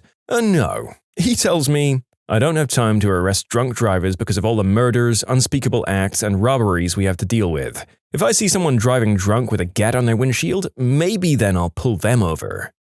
Honestly, this is sort of refreshing in one sense. In my home country, we had a real issue of police ignoring very serious crimes because they were laser-focused on speeding tickets and other finable offenses that made them or the city money. So although it's annoying that Barbara was risking everyone else's lives driving after one too many vodka tonics, it is a good thing that the cops were prioritizing the more serious crimes here. I used to stop this 17-year-old kid quite often and would always smell green herb in his car. After a while, I started smelling farts. From then on, it just wasn't worth stopping that little stinker. My dad is a cop, and just last week there was a large, shirtless black man on some sort of substances. Well, my dad's co-worker wanted to tackle him to the ground. Bad idea, because it was across the road from a school that was about to be let out. Well, a crowd was forming because it was mildly entertaining to watch this guy who was on some sort of hallucinogens. On the way in, the man pulled off his pants and out came the Black Mamba. Well, his colleague tackled the guy from around the waist. My dad said, "Screw it," and let his co-worker do the dirty work as that guy handcuffed him while his head was wrestling the dark sledgehammer. He wasn't going to get into that. My dad just didn't want any part of what was going down, and honestly, I can't blame him either. Also, on his first day on the force, his training officer tried to trick him into touching a dead guy's meat cleaver as well. Woof. I was a rookie, maybe 6 months out on the street, doing foot patrol in a very bad neighborhood. I walked down the street and heard a noise from the nearby alleyway. I walked down the alleyway and turned the corner where I see a man sitting there with a bottle in his hand. I walked up to him, asked him if he was alright, and he looked up at me. His face was full of weeping sores and boils, and his teeth were black and rotten. He looked up at me and said, "I have acquired immunodeficiency syndrome." "Okay," I said, "do you need to go to a hospital or can I call an ambulance for you?" "Do you want it? I can give it to you too if you want." I could not have gotten out of that alleyway faster. In short, a homeless guy wanted to give me acquired immunodeficiency syndrome. Nope. My tattoo artist told me about a guy on angel dust ripping the bolted chair from the floor, walking outside and proceeding to sit on it in the middle of the street. He thought the shop was too warm and wanted her to come outside to do his tattoo out there. The police got called and the guy got taken away. It was 2 a.m. I was a Baltimore patrolman just doing a standard drive-through of a poorly lit parking lot somewhere in West Baltimore. My partner says, "What the frick? Check this out." It was some pretty-faced drunk in a cheap suit effing some tight-dressed blonde on his car's hood. We hit him with the spotlight. The guy looks up from railing this broad, reaches down and holds up his badge. CID. Homicide. What a piece of crap. I work for the TSA. I would have liked to nope out of patting down the man who'd just peed his pants. There's no noping at the TSA, however. And for your information, I was wearing gloves, as is required, so at least there's that. My partner and I made a stop on a car coming out of an area full of clubs and bars. My partner walked up to the driver's side and I walked up to the passenger side of the vehicle. The passenger of the car was passed out cold in the front seat. My partner asked to see the driver's license, insurance, and registration. The driver opened up the glove box, and that's when the passenger opened her mouth and projectile hurled into said glove box and onto her friend's arm. I turned around and walked about 10 feet away from the car. I can't stand throw up. I didn't hear the conversation or see the rest of the spewing in the car, but apparently it got real ugly. That's what my partner told me anyway. I could see the look of disgust on his face while he watched the passenger just hurl her guts all over the front of the vehicle and the driver as well. I then saw the passenger door open and the passenger fall face first onto the pavement, covered in her own stomach contents and just laying there moaning. I yelled at my partner to tell the driver to get out of the car and take care of her friend. So while the driver was taking care of her friend, I got a little closer. The driver decided she needed to scoop some of the sludge out of the passenger seat before she puts the passenger back in the car. I was lucky enough to dodge the incoming chunks of nastiness. I just walked back towards the patrol vehicle and had a talk with my partner. He told me that the driver had a suspended driver's license and he thought she had been drinking as well, but he'd actually have to investigate to see if she was drunk. If we impounded the car or arrested the driver, we'd have to take the passenger for public intoxication. 2 girls in the back of our patrol vehicle covered in one person's throw-up, and my partner and I both agreed, no way. We told the driver to get home, drive safe, and obey every rule of the road, and that she was lucky she wasn't getting the car impounded, and that she wasn't going to jail this time. We drove away with lights and siren and didn't look back. Well, I think you're pretty crappy cops for bailing on your responsibilities like that, but can I say for certain that I would have wanted the world's most disgusting human fountain in my car? Not really. So you get bad karma, and because of your job you should have done it, but that judgment also comes with a "glad it wasn't me" qualifier. I was sent a domestic standby call for a mother who wanted to get her kids back from her ex-husband. Basically, this is a call where you stand by while the mother or a father of a child pick up their kid from the other parent to avoid an argument or worse. We knocked on the door of the father, and the man who answered had his shirt off, and tattooed across his chest was, "Life is for players, B-word." Now, mind you, these letters were gigantic. They weren't the tiny little writing sort. This guy was a monster. We kindly asked the good sir to bring his daughter to the front so the mother could take her home. Fortunately, he did agree, but all I could think was, how in the F are we going to tase this guy if he decides to go sideways? Anyway, the daughter was safe, and I now have a bottle opener that says, "Life is for players, B-arch," in memory of that guy. Foolproof plan to avoid being picked up for DUI? Make sure you drive with a dog at all times. Hide your firearms. Have a fart ready to go on cue, and try to keep your warrants below 5. Easy. What happened when a male donor met their child later on in life? So I'm not the dad, but the kid. My bio dad donated his swimmers and gave permission to be identified. Didn't even have to be after 18. I'm counting, because we're not sure if we found all of us yet, that there are 53 half-siblings, all of which are his kids. My full sister and I didn't know we were donor babies until I was a freshman in college and her a junior in high school. It was a few more years before we found out the scope of our family. As such, I never got to meet the man as he passed away in 2018, but I've been getting to know my half-siblings and I'm sad to have missed him. He apparently engaged in annual reunions and was interested in getting to know all of the kids if they and their families were open to it. We all support each other basically by default, even though we didn't grow up together. What's even wilder about him is that he got national coverage for something besides his giant flock of offspring. The guy got married to a woman the day he met her as a competition to be his bride in the Mall of America. It was apparently a heartfelt story, and the two of them had a 20-something-year marriage with 4 kids that they raised themselves. The Mall of America even has a plaque with his name on it, so you can go find him if you really try. The man was a weirdo, but in the best way. He was kind and generous with his time, and really seemed to care about all of his kids, or at least the ones he knew about. I was donor conceived along with my sister, same donor. I had a great dad who raised me and never had any desire to find out who my donor was, but I was always curious about my siblings, especially when I learned there's no legal limit on how many children you can father when you donate swimmers in the US. Well, one 23andMe test later, and the first result at the top of the list is a half-sister in Texas. We got in contact, realized we had a ton in common, and it sparked a fire in her to find more siblings. She took an ancestry DNA test, and at the top of that list was a man in California, listed as father. She got in touch with him right away, and it turns out he's a fantastic guy. He was adopted himself and also got in contact with his birth mum as an adult, so he had been on our side of the situation, and he was very open and willing to talk. His wife has been super supportive of us meeting as well. He has 3, organically made kids of his own. I was especially ecstatic to learn that I'm a big sister. Plus, we've since found 3 more half-siblings who've all been very cool and excited to find each other.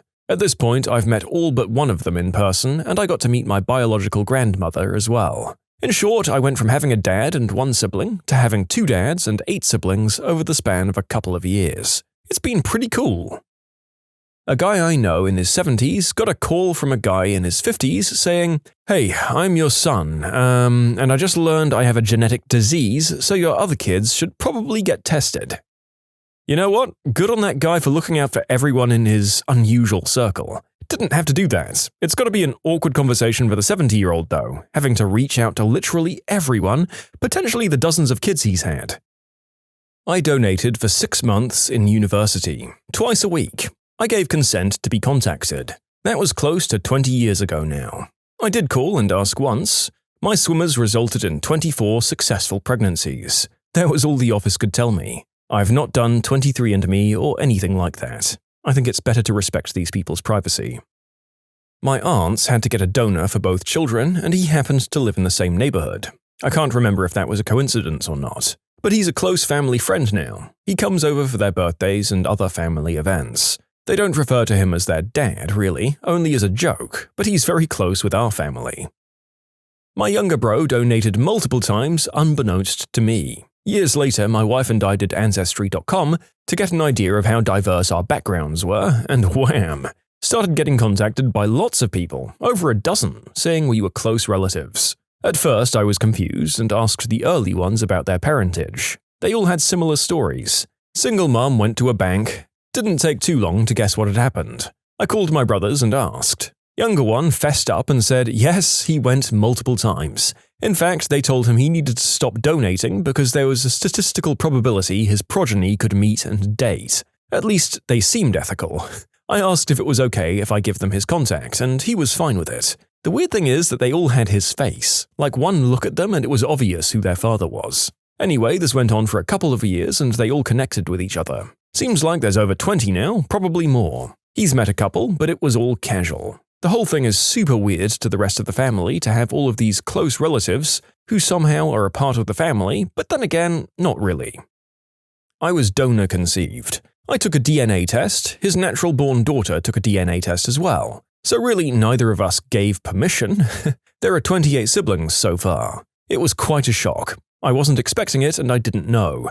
I was 38. I've met the donor and most of the half-siblings. He's a cool guy. I think it's eerie how I see many of my mannerisms in him and the other siblings. I know there's a wide range of emotions for people who experience this sort of thing, but for me it was generally positive.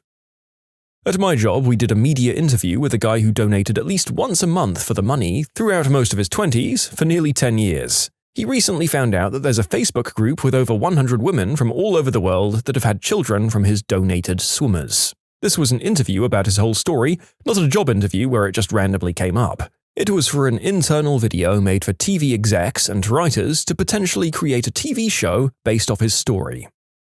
Okay, obligatory warning, it's not me, but I don't think I'll get another chance to tell the story. An ex-girlfriend of mine had an uncle who'd donated back in the 90s. At some point, he started to reach out to the parents of his biological children to see if they wanted to meet their bio dad, and now, every summer, he flies out all of the children who wanted to be in contact to Yosemite, California for a week of camping. I remember the first and only time I went, I was shocked to know that at least 10 of his kids came every year from all around the US to spend time with him for 1 week. Apparently, the year I went with them was also the year that another one of his bio kids got in contact with the uncle for the first time and spent the week out near Yosemite with all of her half-brothers and sisters. I don't keep in contact with the uncle or my ex anymore, but I can assume that more of his children have contacted him each year so they can spend time getting to know their bio dad.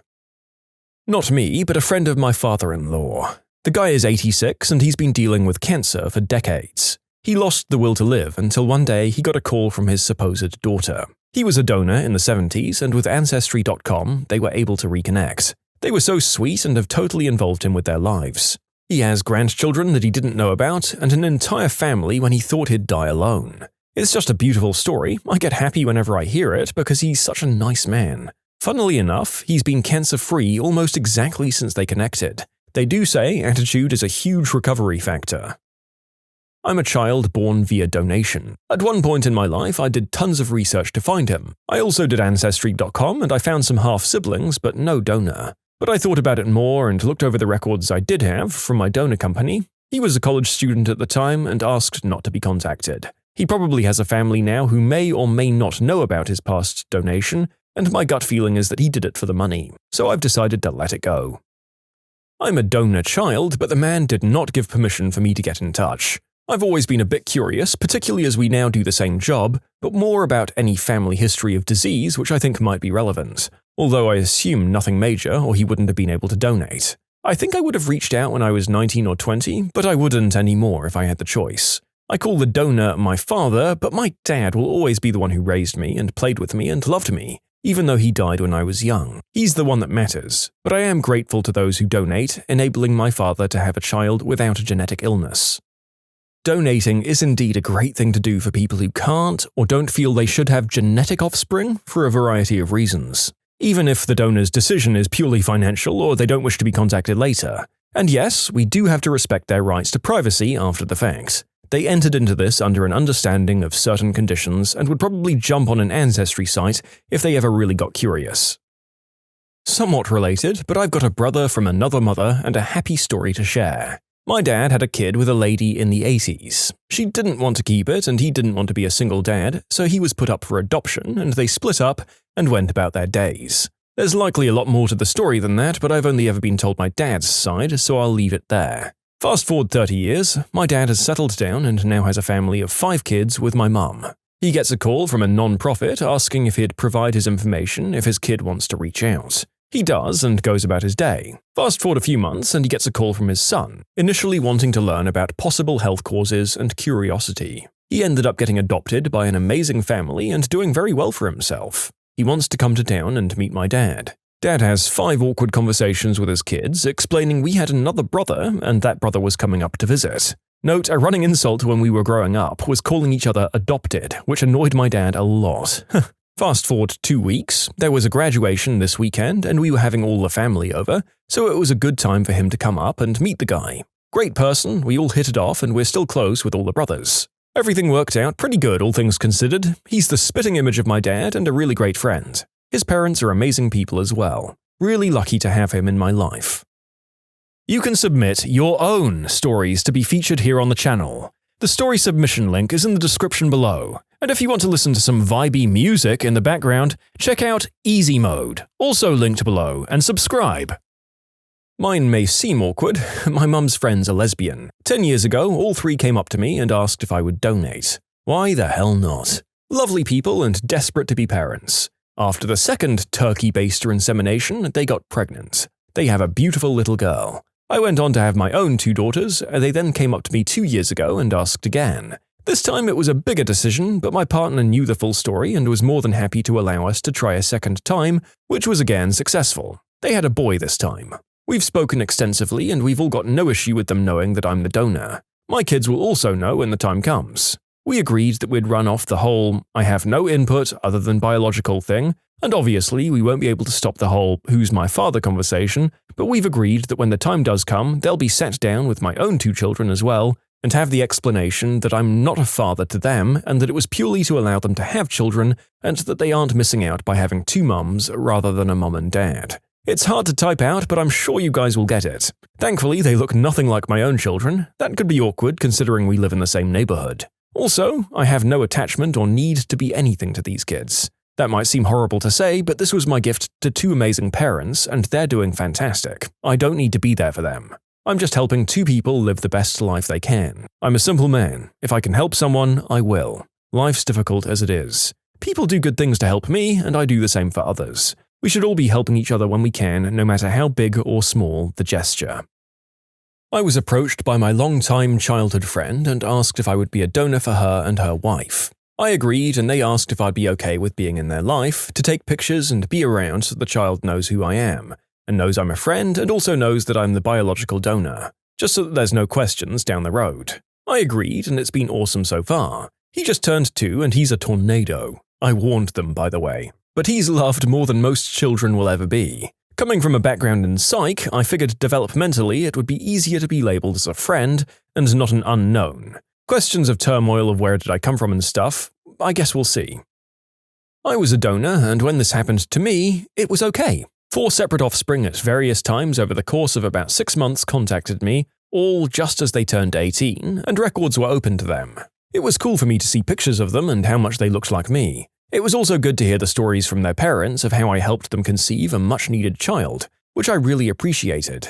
But that was all. A few nice, polite emails were exchanged, some kindnesses, and then we stopped emailing. I didn't want or expect more, I'm just glad to know that they existed and they got to connect with their biological heritage. I supposedly, as far as the donor system estimates, have a lot more out there. But I expect that these are the only ones that will contact me, since I assume most of them will want to do it as soon as they can, and all of my donations happened within an 18-month span. A few emails probably meant a lot to them. It showed that you cared, but ultimately recognized that you weren't their dad. I emailed my donor at 18, sent a little biography and some pictures, and said I understood he wasn't my dad, and he responded with, "Yeah, never contact me again, I haven't told my wife and kids," and attached the worst, most faraway picture of himself that he could. There are at least 18 of us kids, and most of us know each other. And the ones of us who were interested in reaching out, maybe 5 or 6 of us, were super disappointed that he was so rude. So from a donor kid, thanks for being kind. You would really be surprised by how much genes incorporate into your lifestyle and even mannerisms. I met my biological father when I was 25 after never meeting or seeing him my whole life. The little things were so weird. We sat in a chair the same way, we nervously bit the skin next to our fingernails at the same time. The first drink I ever ordered was a White Russian because I thought it was interesting. Lo and behold, when we met him and his family, they brought White Russians to the lake because it's their favorite drink.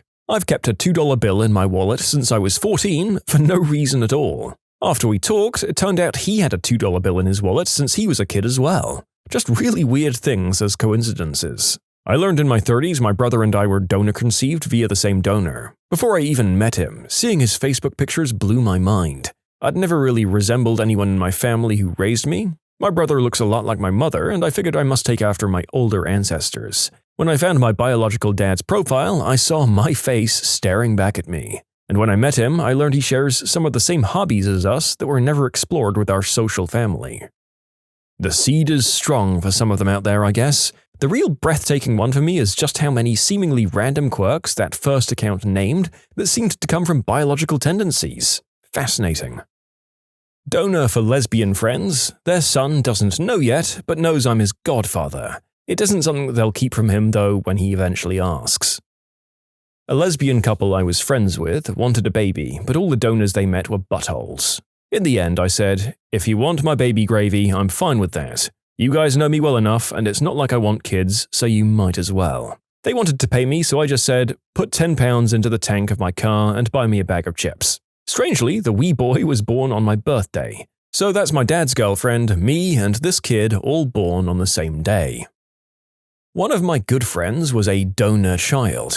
Her parents gave her full permission and access to the donor's information as he consented, but she never cared to meet him or contact him. She'd say something along the lines of, "Apart from his biological role, he has nothing to do with my life." The family had his medical history prior to the procedure to ensure no complications. So, not exactly what you'd consider a donor, but I got an ex-prego, and she never told me. 10 years later, I do a 23andMe DNA test, and now I have a 10-year-old daughter. Scary, but I think it worked out in the best way possible. Also, just for fun, I also donated to a lesbian couple, so I now have 2 contributions to this group. 2 kids under very different circumstances, but they're both taken care of by their own families. I have a friend who was raised by 2 lesbians, but conceived by a turkey-baster party, which, if you didn't know what that is, I didn't either. Apparently, sometime in the early 80s, a bunch of LGBTQ folk wanting kids all met somewhere in a New York apartment. The men, as there were multiple, all splooged into a receptacle of some kind, and that product was then inserted via turkey baster into one of the female partners with the hope that they'd get prego. His mum used to share this story with us, a lot, while under the influence as we grew up. At some point, when he hit about 23-ish, he did in fact attempt to find his bio dad, because he needed to know some things about his genetic health that could really only be answered if he knew the other half. And what we came to was essentially a "who knows" thanks to this. Apparently, it would have been very possible to maybe get a genetics test, but also apparently at that point in history at least, it was a very good chance that that incredibly expensive route wouldn't lead anywhere. So he's fine with just not knowing, at least last time I heard from him. Basically, I'd just graduated college, my girlfriend and I needed some extra cash, and I said, "Well, this is a cool idea. I've always wanted kids, and my girlfriend can no longer have bio kids due to bad endometriosis tearing up her uterus. From a purely biological perspective, I think it was kind of neat that my genes are out there in the world possibly. As for why I said it was fine to contact me, I figured at that point it's up to the kid if they want any kind of relationship, and it would suck to know that someone could knowingly help create you and not only want nothing to do with you, but actively prevent you from learning about them. Anyways, this was about 8 years ago, so remind me in 10 years and I'll let you know if this comes up. By the way, I do have a son. He's not biologically mine, but I still love his adorable butt. My wife had fertility issues, and we looked at receiving a donor egg. When one was lined up, I felt the need to donate my own swimmers as a way of paying it forward. But then my wife became pregnant with her own egg. I feel like our good karma paid off, and our only child will have half-siblings. I regret it, deeply. I'm in my 20s. A family friend had been trying to get pregnant for some time, but was having difficulty as she was single and in her late 30s. Had a good job and everything, but it's a small town and she's not very outgoing. But she desperately wanted a child. So, after a few years of watching her try and fail, I offered to help. Turns out my stuff was pretty potent, and she was shortly after pregnant. What I failed to take into account was that this would also be my first child. But not my child. And as a close family friend, the infant is over at my parents' house being babysat pretty much every day. My immediate family are the only people who know. Her family and the rest of the world are unaware and believe it to be an unknown donor. It was clear from the start that I would never be known as the father to the kid, and I told her I didn't mind either way she wanted to do it. So now here I am, still getting used to it and realizing I've done something I'll regret for the rest of my life, but that's undoubtedly the best thing I've ever done for someone else. Ask some Europeans. Even without permission, kids now have a right to contact their biological fathers due to a new law from 2018. Even if the donators strictly refused this option. A family member of mine did this but didn't give any permissions. A bio child, now an adult, was able to figure out who he most likely was based on genealogy websites, and the child reached out to me since his family member doesn't have a social media presence. I believe he's since contacted the bio child, but the concern isn't this one person, but that it could be many, many potential bio children in the world out there somewhere. On the biochild's part, they now live on a different continent and appear to be a happy, functional adult who understands the awkwardness of the situation but simply wants to know more about their biological family. What did your family do that you later realized was completely unhinged? When my mother left my dad, she pitched a tent in my walk-in closet. I was 7 or 8 and she lived in my frickin' closet for months before she got her own place. I still remember her reading her Joyce Meyer books by lamplight. She couldn't stand to sleep in the same bed with him, but couldn't afford to leave, so she'd rather live in a closet. Damn. They kept everything. Everything. The moment I walked into my friend's house and realized you're not supposed to have stuff lining the walls was ridiculous. They let homeless punk rockers live with us, several of them, and some of them slept in our beds with us, with her permission. My mum was always very interested in our romantic lives, partly because that was an area where we didn't stack up as well compared to our cousins. The most insane manifestation of this was when I agreed to go out on a date with a guy, only to find out before the date that he was a predator who had been fired or arrested after he made moves on 4 separate freshmen at the school where he taught. My mum flipped out, trying to convince me not to cancel the date. He might have grown out of it, you don't know if you don't give him a chance. Thankfully, my dad was on my side and I cancelled the date. My mum sulked the rest of the night and demanded I log her into my Facebook account so she could scroll through my friend list so that she could see which of my male friends were straight and single so she could push me towards them instead. I now have my own place and peace and solitude and no preverts in my life. I had no restrictions on food or drinks, and from the time I was 4 or 5, I was drinking around 5 cans of Dr. Pepper a day. My parents never told me I needed to drink water, and real juice was never in the house. Juice, when I was little, was Hawaiian Punch or the 5% Juice Minute Maid fruit punch. Lunches during the summer was a continuous cycle of pizza rolls, SpaghettiOs, and McDonald's. Breakfast was either chocolate Pop-Tarts or Fruity Pebbles cereal. Now, I don't think junk food now and then is too much, but I don't think I had a single day in my childhood where I wasn't given sweets, fatty snacks, or caffeine. The funny thing is, as a kid, I used to think it was my friends' parents who were the odd, mean ones for only letting their kids have things like sodas on rare occasions. Looking back, I speculate that along with just being lazy, it was also probably my parents' way of trying to make me happy and make up for the lack of time spent with me by buying me whatever junk food I wanted. Yeah, I mean, it's good to acknowledge that this bad parenting still likely came from a place of love, but you still owe it to your kids to set them up for success and later life in all things, including their diet. It's so important for their senses of boundaries and their attention span at school, to say nothing of their damn health. At least it seems like you got out okay on the other end. I don't have very many memories of my childhood, or really anything in the last 25 years. But I do remember when we'd go in time out, we'd have to bend our knees and fold our arms behind our backs while staring at the wall. We had to stand motionless and silent for 30 minutes. If we moved or swayed, we got another 30 minutes. This would go on for hours sometimes. My brothers and I would pull muscles and pass out at times. Also, while we were in the shower, our parents would search our rooms. They did this every day, and if they found anything they didn't like, they'd make us jump out of the shower, still dripping wet and undressed, and come clean or explain whatever they found. And we were always grounded, but they would never tell us why. So since we were already grounded, they'd just take away our birthdays or do timeout for punishment. I've only celebrated my birthday twice in my life, and both times my mum shut it down within 10 minutes. In short, leg day all day. I can do squats for hours. Alright, I'll answer some of the questions that are coming up. To those who don't believe, that's fine. I don't need you to believe me. I know what I went through and I don't need to prove it to anyone. My birthday is March 30th. I'm a 25-year-old woman. I live in Omaha, Nebraska in the United States with my boyfriend and 6 cats. Not with my parents. They kicked me out a week before my 18th birthday. My family is mixed race, but predominantly white. My mum claims to be Wiccan and Christian at the same time.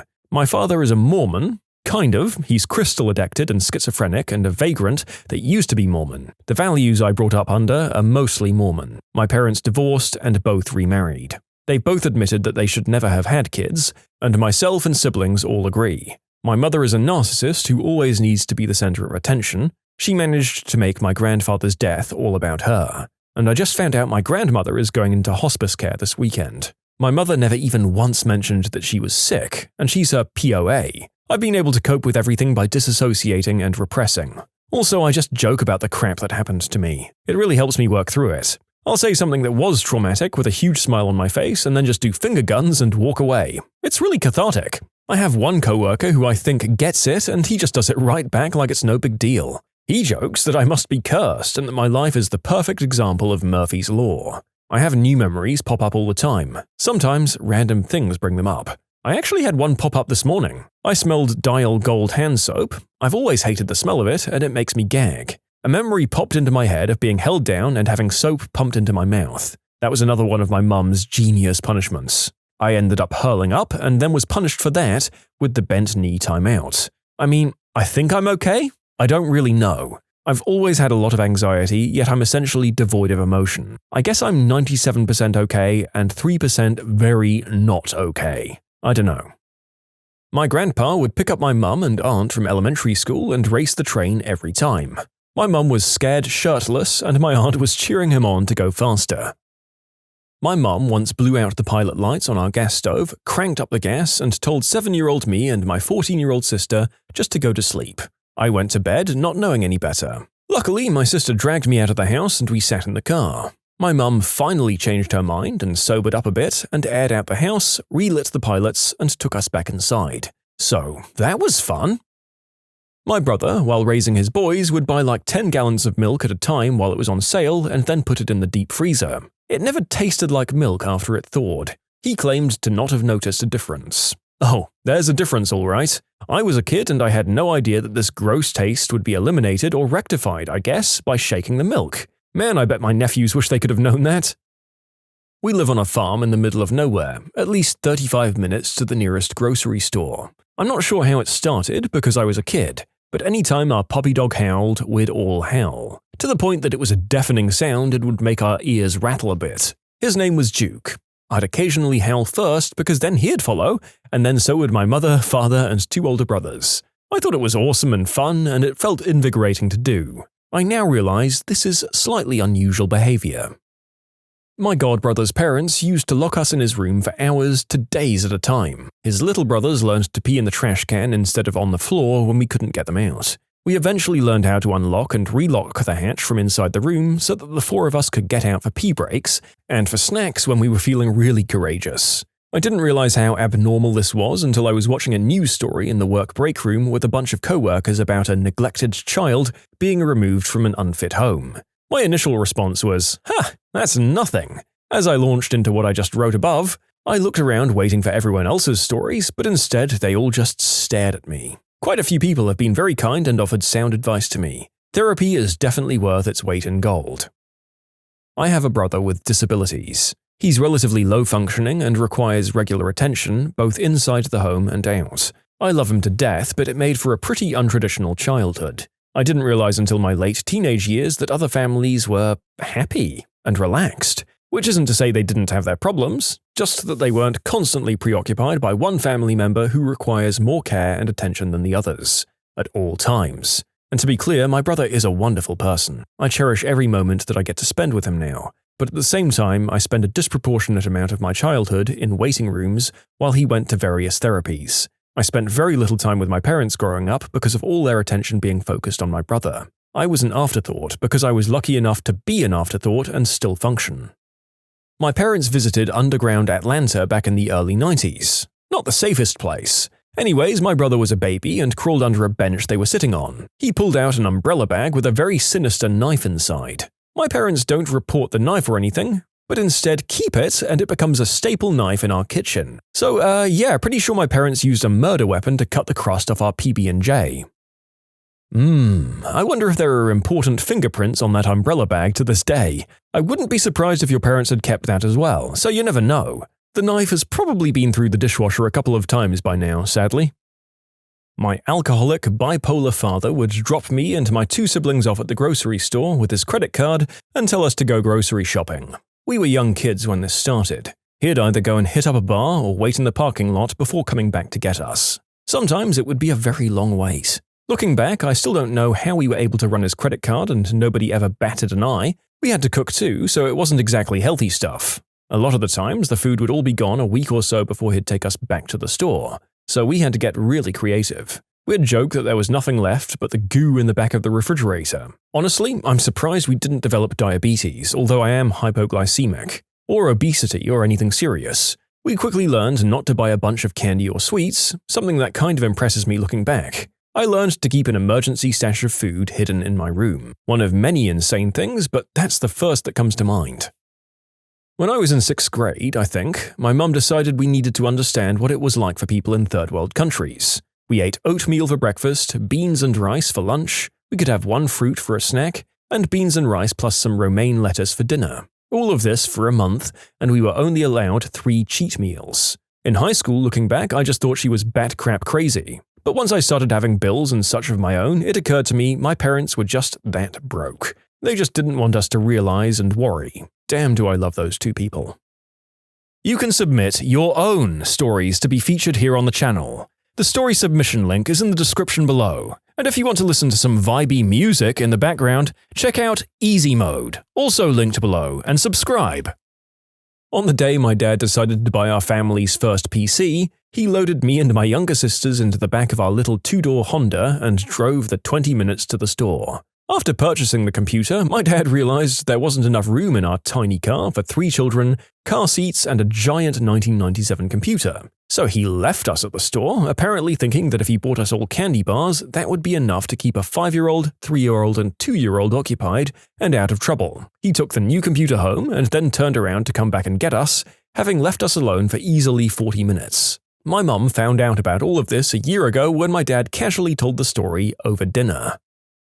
My dad once took 3 of us kids out for a ride in the Pine Barrens. He drove us 20 minutes into the woods on a sandy trail in a minivan. He had just gotten into a fight with my stepmother and needed a drive to burn off all the alcohol in his system.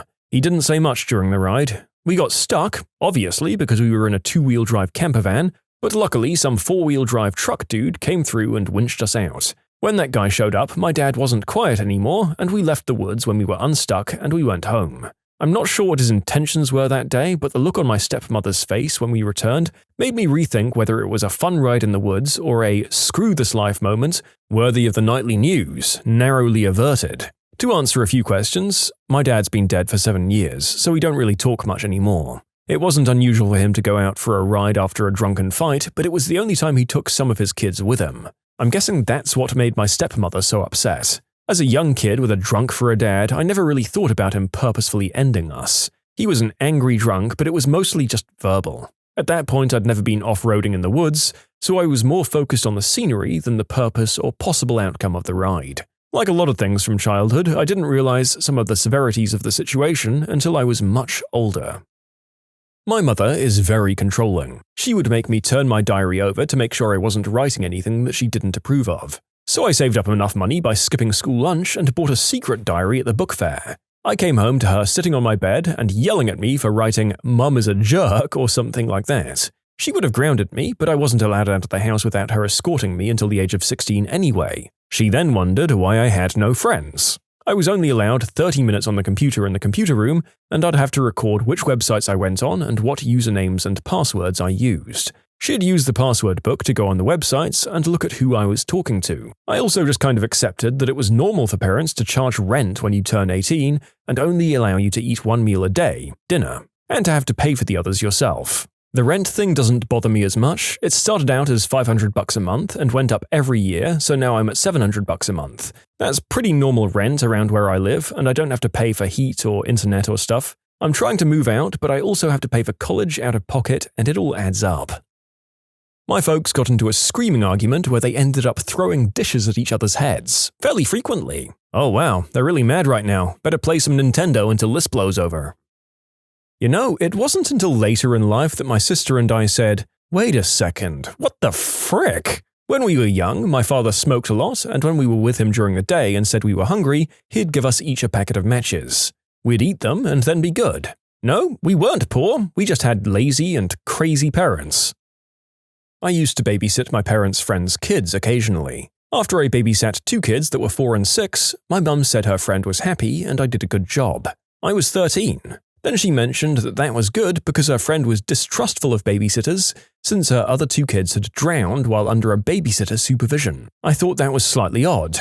No helicoptering in the 80s. Oh, fend for yourself night. When I was like 5 and onwards, we'd have to find our own food that night. I later found out my parents were too lazy to cook for my sister and I, who were only 5 and 8. I used to come up with really weird food combinations, most notably Nutella or peanut butter and candy sprinkles wrapped up in a tortilla. As I got older, I began toasting it and rolling it in cinnamon sugar. And wow, people are either going, "Same, dude," or "My God, how could a parent do something like this to a 5-year-old?" I feel a little better knowing that there's more of us. And to clarify, this happening once a week or something isn't really an issue. With me, it gradually went from like twice a week to every other day. Eventually, growing up, my parents just stopped cooking, and if they did, it was suddenly a huge deal. Like they'd cook once a week at the most. Really chaotic stuff. I became the best improv chef ever, so I'm thankful. But at the same time, Jesus Christ, my sister became a pre-diabetic at age 12 over the lack of nutrition. We didn't know any better, unfortunately. One of the winter chores was to clear old trees in an area that eventually became fields. Now imagine, if you will, being hoisted up to a knot on top of a tree 30 feet in the air on the front-end loader of a tractor so that you could dump in a mixture of oil and gas and chucking a match in the hole. The explosion being enough to rock the loader back and forth. My father ran the tractor while I firebombed the tree. When those trees did come down, we'd haul them off with the tractor while chained up. I'd ride in the outer branches to where we were hauling these old-growth cottonwood trees that were massive and sometimes tipped. More than once I got caught up under these trees as they rolled, but luckily I never got more than a few scrapes. Well, yes, this is child endangerment, but the more I think about certain other farm jobs, this sounds a lot less dangerous than being one of those kids who rides around everywhere on a quad bike or ATV, which happened a lot on the farms I grew up next to. And that aside, I think at least the first few times doing this as a kid would be the coolest thing in the world. All of my friends would be hearing about this. My mother sends her professional emails in Comic Sans. My mother refused to take me to the emergency room growing up. She took my stepdad and my stepsister, but refused to take me. I've got permanent damage to my ankle thanks to her refusing to take me there. Thanks, Mum. I live in the UK for reference, so it wasn't like we couldn't afford it. Throughout my childhood, I'd end up being my dad's therapist. He'd often tell me he sometimes wished he could go to sleep and never wake up. That's a bit heavy for a 12-year-old to hear from their parent. After I became a teen and could drive, he'd call me in the middle of the night while I was at my mum's house and ask me to rush over because he was sick and needed help. I spent a lot of nights feeding him Jell-O and sitting awake in his room so he could sleep because his meds would make him hallucinate and he'd think demons were going to kill him in his sleep. It wasn't until I was older that I realized I missed a lot of my childhood because I had to parent him instead of the other way round. Eventually, he found a wife who took care of him and cut me out of his life. Apparently, he tells her stories about how I never spend time with him and has never cared because she sends me rants about how awful I am. Mine's pretty simple. We didn't have money for food when I was a kid. My mum was too embarrassed to apply for food stamps, so we just went without. But my parents had no issues buying food only for themselves and refusing to let us have any, including hiding them on high shelves so we couldn't sneak into it. They'd eat in front of my sister and I while we sat and glared. They'd get mad and give us each a bite and then make us go to our rooms. There would be nothing else in the house to eat and it didn't matter. As a kid, it sucked, but your parents know what they're doing, right? As an adult and a parent myself, it's batcrap crazy now. I could never sit there and eat while my son went hungry. It came out later that my mum was an addict, narcotics and booze, and my dad was more interested in doing it with any girl who'd have him than raising the consequences of doing that. So yeah, they aren't a part of my life anymore. My in-laws, well, mostly my now-deceased mother-in-law and a brother-in-law, swear by trunk food. What is trunk food? It is food that you make and sometimes cook, sometimes not, and when you go on a road trip, you wrap it in foil and throw it in the truck with the spare tire and everything else gross back there. This is only done for long-distance trips. When you arrive at your destination, you eat the food. Mother-in-law and brother-in-law swore that it made the food taste better. If the food was uncooked, the idea was that being in a hot trunk for several hours would cook it to the desired temperature. In theory, the cakes were probably the safest. She'd make small individual spice cake loaves and wrap them up, and then you would have spice cake with the gentle aroma of car exhaust. She once made an entire birthday cake for me in the same way, except that it was left in the pan and had icing, and minimal wrapping. I ate a slice to be polite, but I was being very polite. I didn't eat the rest. My brother-in-law is the worst, though. He is Orthodox Jewish and keeps kosher, which is very problematic when traveling long distances, so he's used to having to pack food with him. They used to live in South Carolina, and he was driving to Miami to catch a flight to Israel a few times before he actually emigrated there. We live in Central Florida and offered to prepare him some kosher food, but he wasn't having any of that, and he bought his own meatloaf out of the trunk of a very hot car on a hot summer day. He wanted to share it with us, but I have this thing about food poisoning, so I didn't eat it. You can only be so polite. Mother-in-law has passed away, and the brother-in-law now lives in Israel, so no more trunk food in my life. My husband, the twin of the brother-in-law, has working brain cells and believes strongly in food safety. Thank goodness. What red flags should people look out for when they go out to eat at restaurants? The first thing they told us in culinary school when you're learning the basic rules for food safety standards is if you enter a seafood restaurant and you smell fish, you should leave. I always say if you enter a seafood shop or restaurant, it should smell like the ocean, mostly like fresh air and salt water. That means everything is fresh. If it smells like fish, it starts to become bad, and if it starts, it's gonna be bad very fast. A $4 steak is not a good steak. There was a restaurant on my school campus that would have a $3 steak night every Monday during happy hour. You wouldn't be allowed to choose the rarity of your steak, and they were usually pretty small pieces, but also came with a side of fries. Sometimes you got lucky and got a medium rare piece of decent steak. Most of the times it was pretty dry though. It was fun because you could get a pint of beer for $3, so my friends and I would go fairly often just to shoot the crap and have crappy steak. If employees try to argue with you about food quality in order to dissuade you from sending something undercooked back, just leave. It means they have a cook who can't take criticism, and your chances at getting a sneezer are greatly increased. Back when my husband and I were dating, we went to a Thai restaurant. We ordered broccoli and noodles, and when the dish arrived, we saw there were loads of black specks all over. Looked closer, and they were aphids. Grossed out, we called the waiter over. He took a look and tried to argue with us that it was black pepper, not aphids. Dude, there were obvious legs and wings. He wouldn't budge, so we walked out and never went back. I kinda thought that was gonna go in the direction of, "Oh, I'm very sorry, sir. I'll be right back with the bug spray." You should ask where your oysters come from. If they don't know, you don't want them. It works for most seafood as well. This literally happened to me and my wife. We asked a waitress where the oysters we had were from, because they were absolutely massive, and she said she didn't know and went back to ask the kitchen staff. It was pretty empty because it was closing time, and we could hear whoever answered her say, "They come from the ocean," pretty loudly. I couldn't stop laughing. I was crying by the time she got back out. Dirty, stained carpets. I have no idea why anyone would open a restaurant and put carpet down. Carpets are a nightmare to clean, and they always look dirty after a year of being laid. Mostly it's for sound reasons. Loud restaurants are becoming a major problem, so much so a New York food critic has started including decibel readings in his reviews. There's even an app to report loud restaurants. After my mom had her brain tumor removed, she was really sensitive to loud noises. One of her favorite restaurants renovated from carpet to floor tiles, and we had to stop going because of the increase in volume being too much for her.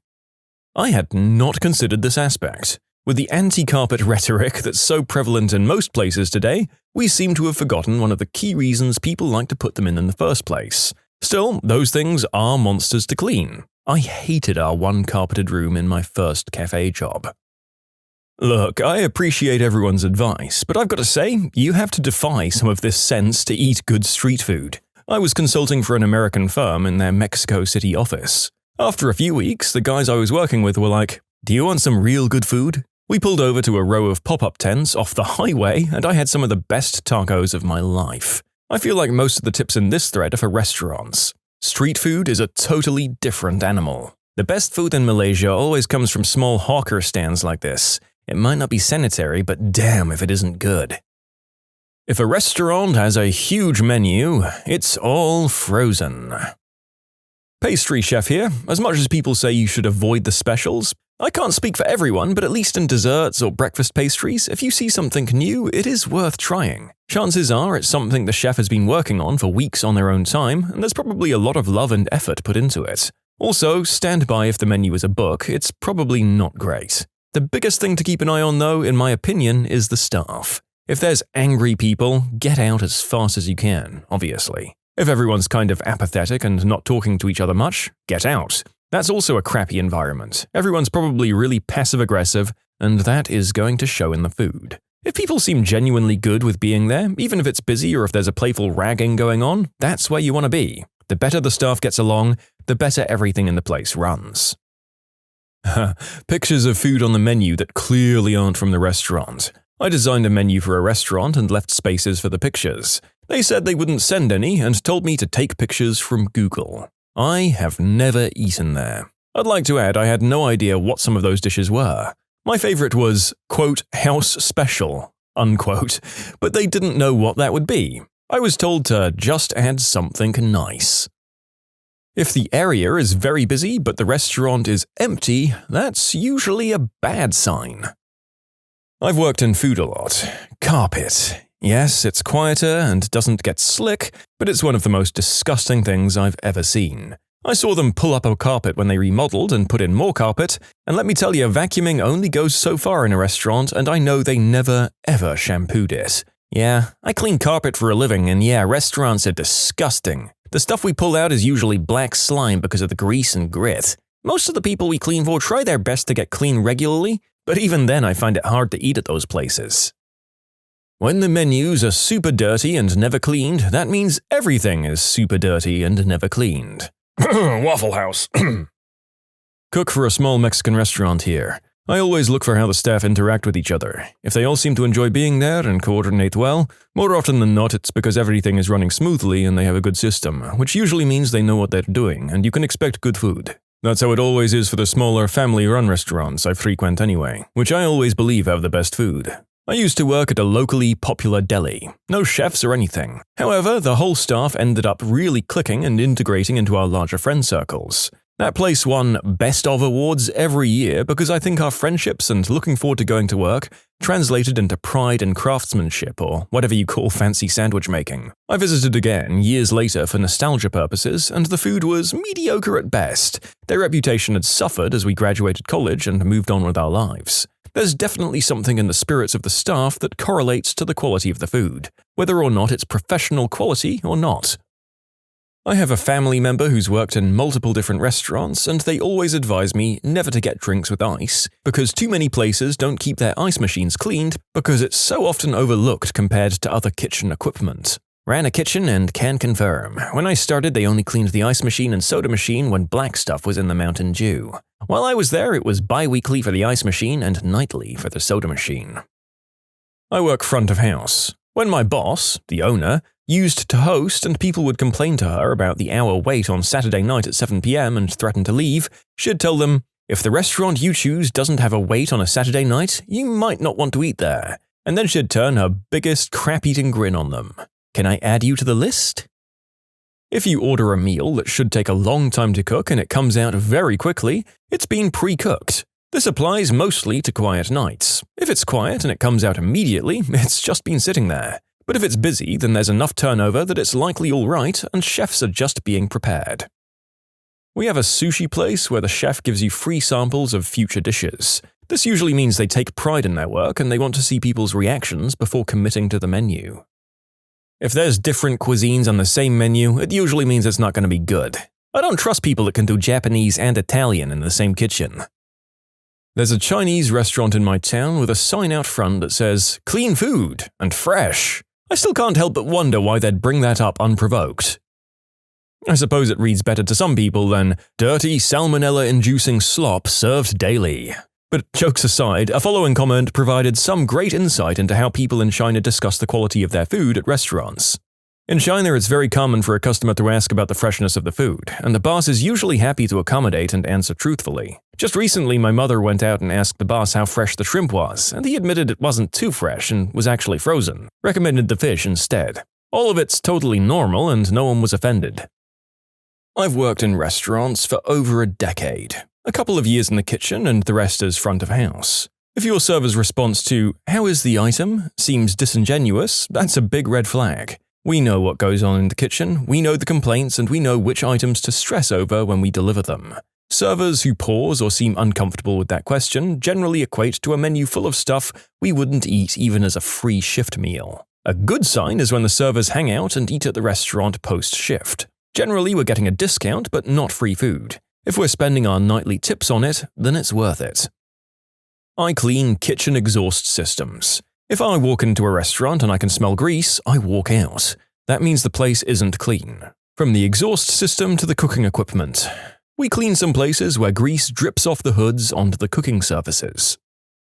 Cook at a casual fine dining restaurant here. If your food is out impossibly fast, it's probably something to be concerned about. I'm talking ordering an entree and it's out in like 15 minutes. This usually means it's already been cooked and they just have to reheat it. Now, something like a salad, okay, that shouldn't take any time at all. But you want to make sure your lettuce or whatever green it is still crunchy and fresh. Otherwise, it's been made before and it's been sitting.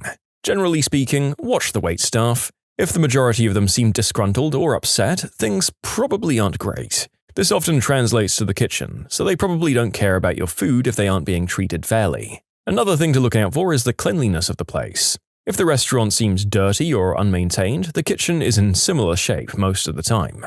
I've heard people say, never order the fish on a Monday, or don't get any specials because it's probably product that's about to go bad, but at my restaurant, that wasn't the case. We got orders bought all throughout the week, and our specials are things we're playing around with to see if it could be added to the menu. So I would just say, be cautious about that sort of stuff. Also, it helps to read reviews. I like to read the 1-star reviews to see why it was rated that way. If a majority of the reviews are for some really stupid crap, and all the other reviews are great, you're likely going to get some really good food and service. You know the ones I'm talking about. Some Karen who left a 1-star review because her water ran out once during a huge crunch or something else totally ridiculous. How does the place actually smell? Does it smell like good food? Then it likely is. Does it smell like perfume or too sterile when there's clearly food on the tables? That could also be a bad sign that they're trying to hide something less than pleasant. And that's all I can think of at the moment.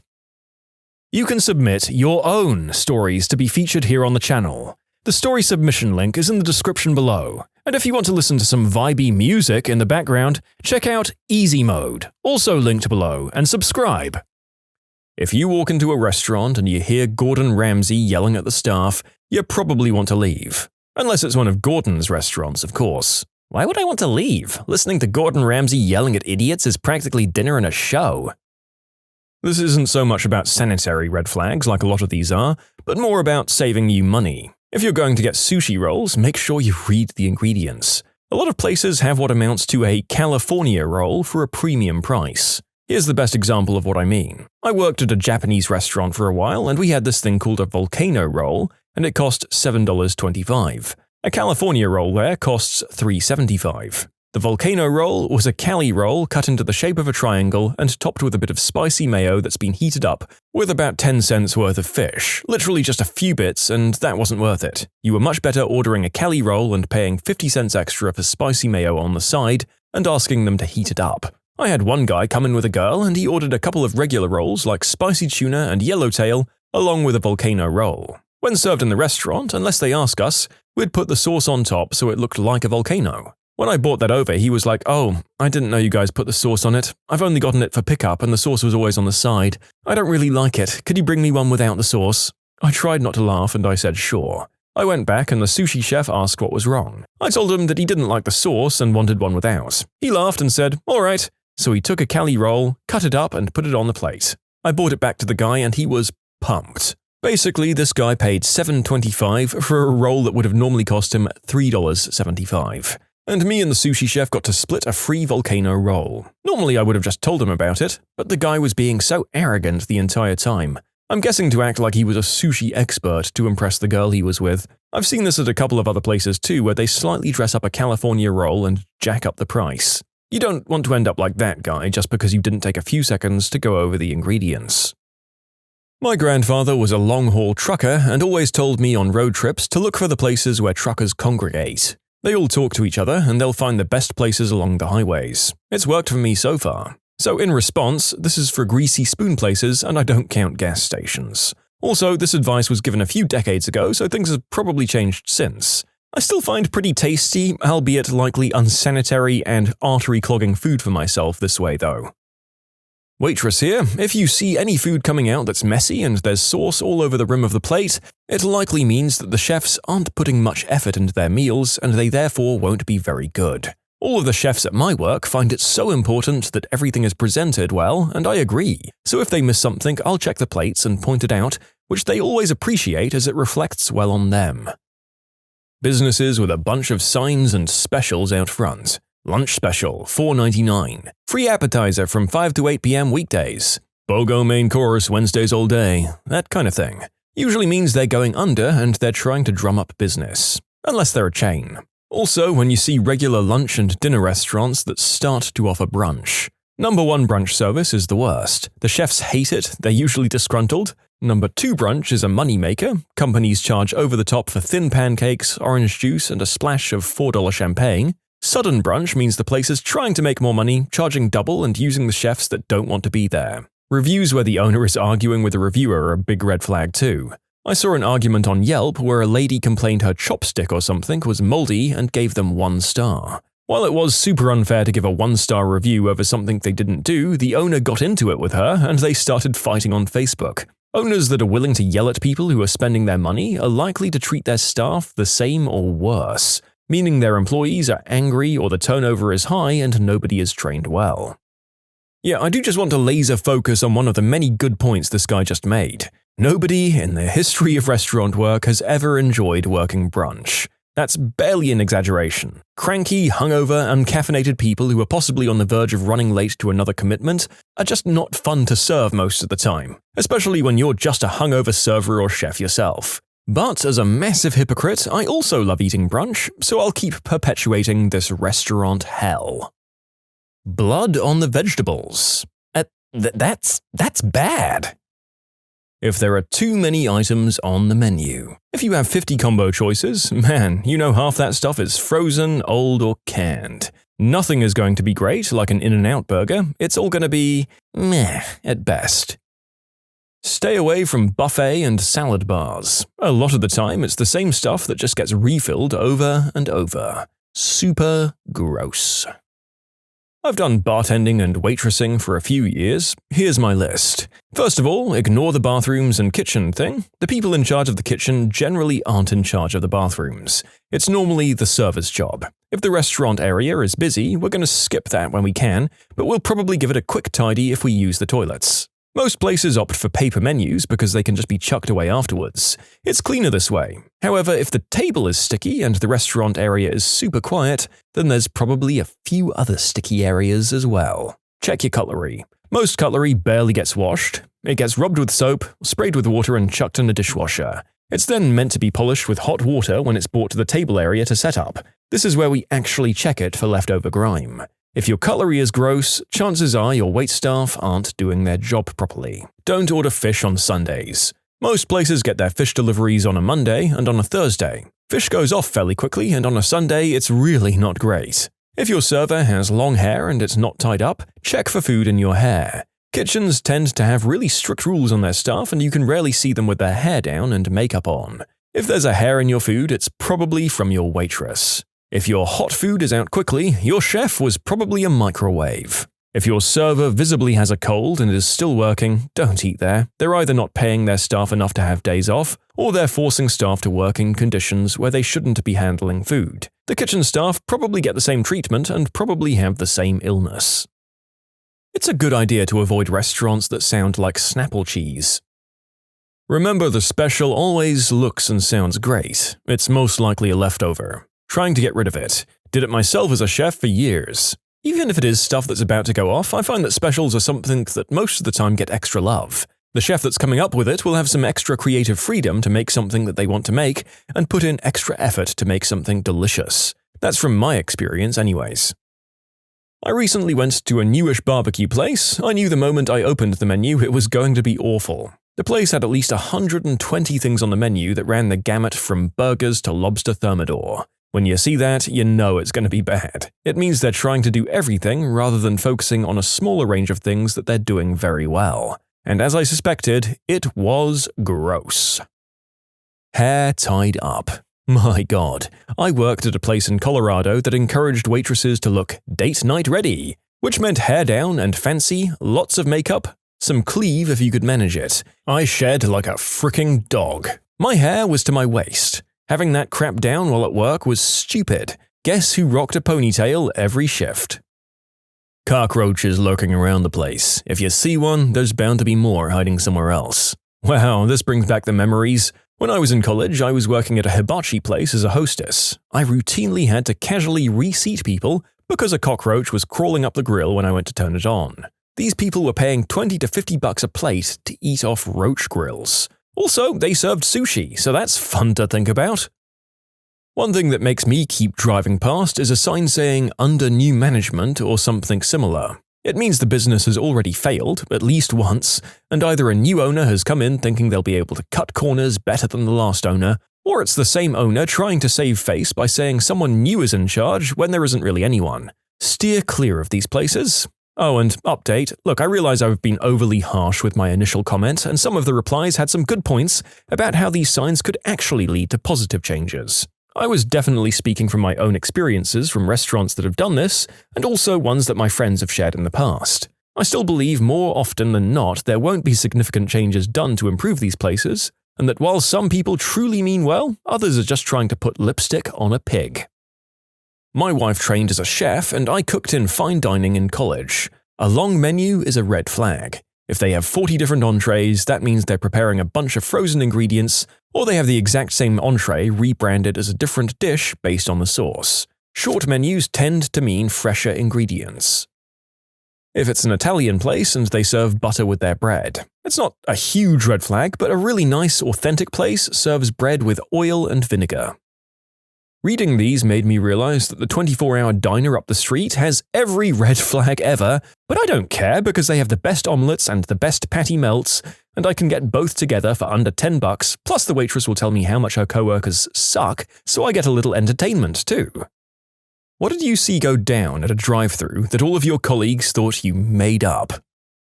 There were two homeless people fighting in the parking lot. Some guy rolled up to the speaker with two kids in the back, and I heard him say, "Do you guys want to watch them fight? Okay, I'll go get the food, you guys stay here." I was watching on the security camera as this man let out two kids, around 6 and 8 years old respectively, just so those two could stand by the dumpster and watch two drunk guys beat the crap out of each other with bricks. Sickening. I worked at a McDonald's, and the most memorable one was a woman who got a call after she placed an order and then burst out crying. The person in her passenger side asks, "What's wrong?" And she responds with her window still down, "My dad just died." Taking her payment was extremely uncomfortable. I found out my mom was dead in a Taco Bell drive-thru. Not sure what this adds except that I relate to that person's need to say something in that moment. Instead, I just went back to work for the night and finished my shift. Kind of a backwards example, but one time I was having a tough day and my roommate and I went to grab food from this local diner's drive-thru. She wanted to get food from somewhere else, so I just got a burger and fries. After a bunch of driving around, she finally decided she wanted food from there, so we went back, and I got a shake and she got fries. And then after we'd already ordered, I said to her how I honestly wanted more fries, but 1, I shouldn't spend any more money, and 2, we'd already finished the order, and 3, the drive-thru guy was gonna hardcore judge me, especially since we'd already been through the drive-thru in the last 30 minutes. When we pulled up to the window, the guy gave us our food and then gave me some fries and said, "No judgment, it's on the house," and winked at me. It was super nice, but I also died of embarrassment, and that was the day I learned they can hear you even when you don't think they can. A girl was in the middle of ordering when her boyfriend called her. He was breaking up with her, as well as confessing that he had been cheating on her. Her car put the call through the speakers. I couldn't comp her order, but I did tell the person at the other window to give her a free ice cream of her choosing. I'm honestly surprised she just didn't pull out of the line. Honestly, as bad as things already were going for her, I'm not sure that anything could make me feel worse than an ice cream and a sad, sympathetic look from the serving staff. Actually, I guess the one thing that would make me feel worse would be if they gave me a card with it that said, "We're sorry you didn't satisfy your partner." When I was working a drive-thru window, I was more worried that the customer would overhear what I was saying about them. One time I called a guy an idiot under my breath. I wasn't holding down the talk button, and he pulled up to the window to pay, and it was my pester. A couple had a full-on boxing match at the speaker. I just said, "Let me know when you're ready to order," as I heard the punches land on each other's faces while they yelled at each other, and then the lady yelled, "I wish you were dead!" and the guy laughed maniacally. Then they ordered like they didn't just go Rocky vs. Drago. I was working drive-thru and I had a customer pull up to the speaker and then order. Then afterwards, she just didn't pull up to the window, and I can still hear what she says even though I'm not taking her order. She started having a loud phone conversation and talking about how she was cheating on her boyfriend. I gave her a little time and then said, you can pull up, ma'am. I used to be a drive-through bank teller, and this woman dropped a $100 bill from her withdrawal envelope inside of her car. She accused me of stealing, and while I rechecked the drawer, she called me a racial slur and said that I came to her country to steal from Americans because she thought the microphone was off. My manager overheard the whole interaction. Well, by the time the woman came into the bank screaming, her younger son came running after her because he found the bill underneath the driver's seat. My manager closed her bank account and told her not to come back.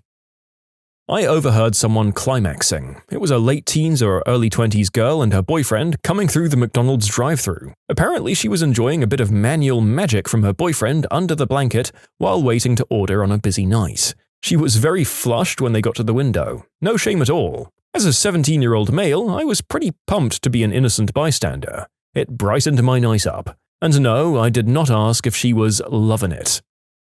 A mum got out of her car and began wrestling her children in the back seat. The dad just said, "We need a moment." Me and my brother used to purposefully mess around and fight in the back seat so that our mum would get really mad and do that. We only did it to embarrass our parents. We were angels, really. Oh, so many parents yelling at their kids to make up their minds. And also once had a guy ask for jalapenos on his sandwich. I started laughing and he got super mad and demanded to talk to my manager. I feel like I should clarify. Jalapeno Man was a old redneck in the middle of Missouri. So it was funny not only because of the pronunciation, but because of the southern or Midwest accent. I also didn't mean to laugh at him, but both me and my coworker forgot our headsets were on, and my coworker said it the same way he did, and I laughed. And when he pulled up to the window, that's when he asked to see our manager. We have a camera at our place, and it's right there, so it's not hard to see. But I still get to see parents smack their children, couples arguing, the nasty faces you make at me, the arm gestures of how fricking dumb are you when I ask if they want cream or sugar in their coffee, because I'm supposed to know you want 13 and 9 in a medium, and the worst is dumping garbage right in front of the camera. Ugh. I feel like I don't hear a lot of the crazy stuff, but I see a lot. I see people's cars filled to the top with garbage. This old lady came with blood all over her sleeve, crazy stuff like that. Mine is actually the reverse. I was the employee that accidentally said something through the headset that the customer heard. It was a Steak and Shake about 10 years ago. The headsets had a button to push for talking through just the headsets, and a button for talking to the customer. You can see how the mistake happened. We were joking with one of my coworkers about her having to sleep here instead of going home, and I said, "Hope you brought your pillow, because you're not going anywhere." And then I heard the customer laugh, and I died a little bit inside. A guy came to the Wendy's I worked at and got in an argument with his wife about if we served tater tots or not. After a few minutes, I butted in and told him we didn't serve tater tots. He told me that they were on our screen and, "I'm gonna get them tots." He was looking at the chicken nuggets, though. I was taking an order for a college-aged couple. They ordered a couple of Happy Meals. After I told them their total, I heard the girl yell excitedly, "We're getting toys!" And they pulled up and she has the biggest genuine excited grin on her face. Honestly, made my day. It was super cute. Sometimes after we're closed, we keep our headsets on so we can talk to each other while closing up. When someone pulls up to the drive-thru screen, we have a pre-recorded message saying that we're closed. And there have been many occasions for people driving up, hearing the message and yelling, "Well, frick you," or something along those lines into the speaker box. I heard them talking about me after I'd taken their order. Jeez, she sounds like Minnie Mouse. Someone should take the helium away from that kid. It happened reversely. I was waiting at a Wendy's drive-thru. It was kind of late, 10:30 or 11, and the girl at the drive-thru's headset was being weird. I heard, "Frickin' piece of crap," slapping sound. Apparently the battery was almost out and she was trying to switch them. I had to try very hard not to laugh. Opposite thing here, but it's still a good story. I was working the window while a friend was on the headset. I kept messing with him all night while he was taking orders. He started getting frustrated while still laughing. A few hours later, a lady was in the middle of her order when I said something to him. He didn't realize he still had his mic on and yelled, "Would you just shut the frick up?" The lady said, "Oh my goodness, excuse me?" And he just kept apologizing profusely, but back then it was the most hilarious thing to us teens. Most customers don't realize that everyone at work can hear the conversations in the drive-thru. We sell Angus burgers at our restaurant. A customer once ordered well, how can I say this on YouTube?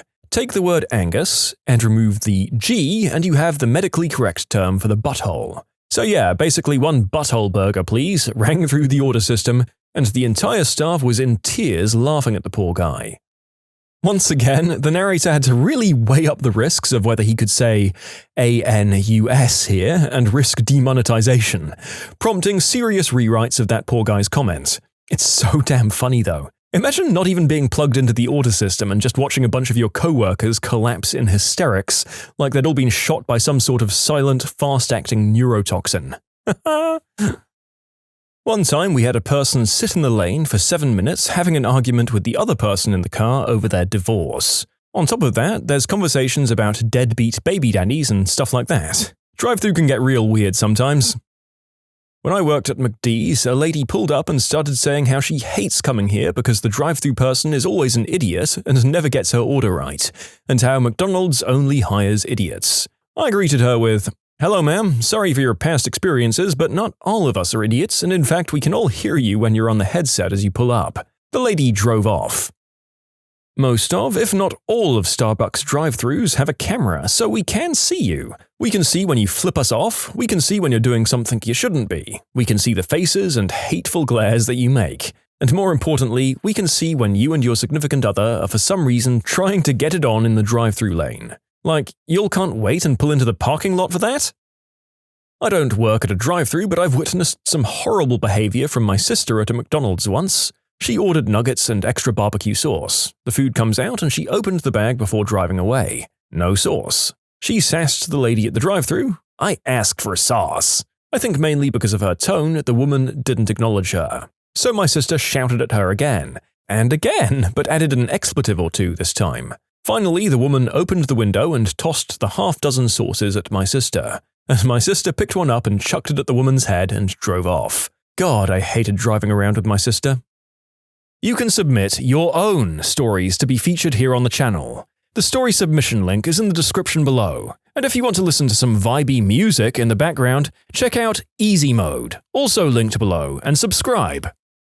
I was working at McDonald's and we'd just upgraded our headsets for the drive-thru. We no longer had to hold the button down while talking, now we could push the mic on button, take the order, and then push the mic off button. There was an adjustment period for those of us who really liked to talk crap. I was one of those people. The worst one I can remember was when a woman wouldn't stop changing the order and asking questions that the menu in front of her face could have easily answered. She said, "Oh wait, on that third McChicken can I get," and I said, "Which? You've got to be frickin' kidding me." I had no idea how to recover, so I just took my headset off and went on a break. Nobody even said anything when I came back. I once had the opposite happen. My friend and I worked at a fast food place, and a friend randomly asked, "Whatever happened to Chelsea Laramie?" No ill intent, we just hadn't hung out with her in forever. Then from the drive-thru window, we hear a man roar, "What about Chelsea Laramie?" Yeah, her dad was at the window. Wendy's drive-thru in the 90s. So many people drinking beer behind the wheel on a Friday night. There was another time, this didn't actually involve a customer, but we'd just gotten the headsets. Only the person working the window and the person working the grill had them. I was on grill, and the manager was talking to me about something when I heard in my right ear, "Tell the manager to kiss your butt." 16-year-old me struggled to keep a straight face. I worked at McD's for 3 years. Funniest I'd heard was a guy asking the passenger what he could get for a Big Mac. There was a legit working girl in my town who does discounts, apparently for fast food. The worst, though, was having to listen to a woman list off the transmissible diseases her doctor told her she had and what treatments to get. I literally begged the grill team to hurry and move the line. A woman was talking to her passengers, children perhaps, and we heard sounds of children. When she pulled up, got her shakes and left, the drive-thru person said there were no children in the car. It's not the most effed up thing I've heard either. When I was in high school, I worked at a fast food place at night. It was about 2 minutes before closing, and 2 guys came through the drive-thru super drunk. We were out of something they wanted, so the guy tells his friend that I'm a C-word and he's going to go in and commit the unspeakable act on me until he gets his food. My friend was also working that shift. She didn't tell me until later, but she had picked up all the veggies for his burger out of the bottom of the garbage, where we'd just thrown in a bunch of expired meat. plus hours worth of other gross stuff. I don't really believe in messing with people's food, but screw that guy. I still thank my friend to this day. I once ordered 75 nuggets. The person at the window said that the machine wasn't letting her do 75, it would have to be 60 or 80. Quick argument with my friend in the passenger seat, decide on 80, sit there talking about all the nuggets, and when we get to the window, it's a friend of mine who started that day. She asked, "Are you guys high?" "Not yet." I used to work at Mickey D's. I overheard a woman verbally berating the passenger who was a male. It was definitely odd to overhear and made even less sense to my 16-year-old brain because socially women are never seen as the aggressors and it was just a shock to me.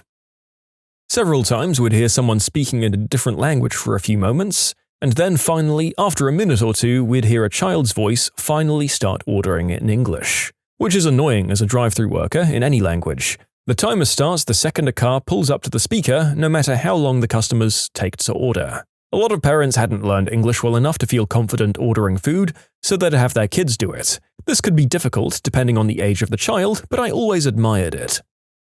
I wasn't working at a drive-thru and I didn't overhear anything, but my job sat right behind a Jimmy John's, and I liked to watch the cars pulling through while I smoked a cigarette. One day I watched a lady, in broad daylight mind you, pull up to the small tree that sat not far from the drive-thru intercom of the place and start ordering. Man, that was a good day.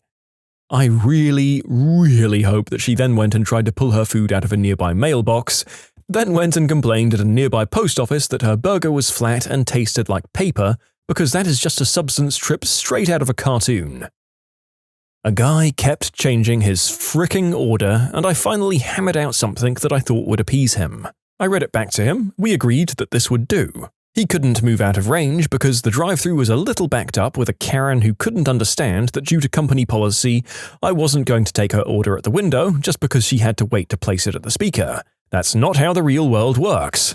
Not when I have a line behind you that was perfectly able to place their orders at the window. Anyway, right before I disconnected with him, I'd been busy making drinks to carry out to the car behind Karen, I overheard him cursing me out on the phone to whoever he was talking to, like how I was a stupid, deaf, retard SOB. Can you believe they discontinued real fruit slushies here? It's all that B-word's fault, obviously. And she got my order all wrong. Yada yada bullcrap. I finally decided to act like I'd half heard and asked him, "I'm sorry sir, what was that? Would you like to add to your order?" And there was a strangled sort of noise. Someone in the car who I'd not previously heard in the car started laughing, and then it got all muffled because he rolled up his window. I hung up and proceeded onwards. Karen eventually peeled out of the parking lot like she was late for her 4 p.m. chess game with Satan, and as soon as I was able to move some cars, the last car to place an order excused him from the line and peeled out as well. It was real fruit butthole. I know because I checked with the cars around him. It's like, yeah, we can still hear you up to a certain point, idiot.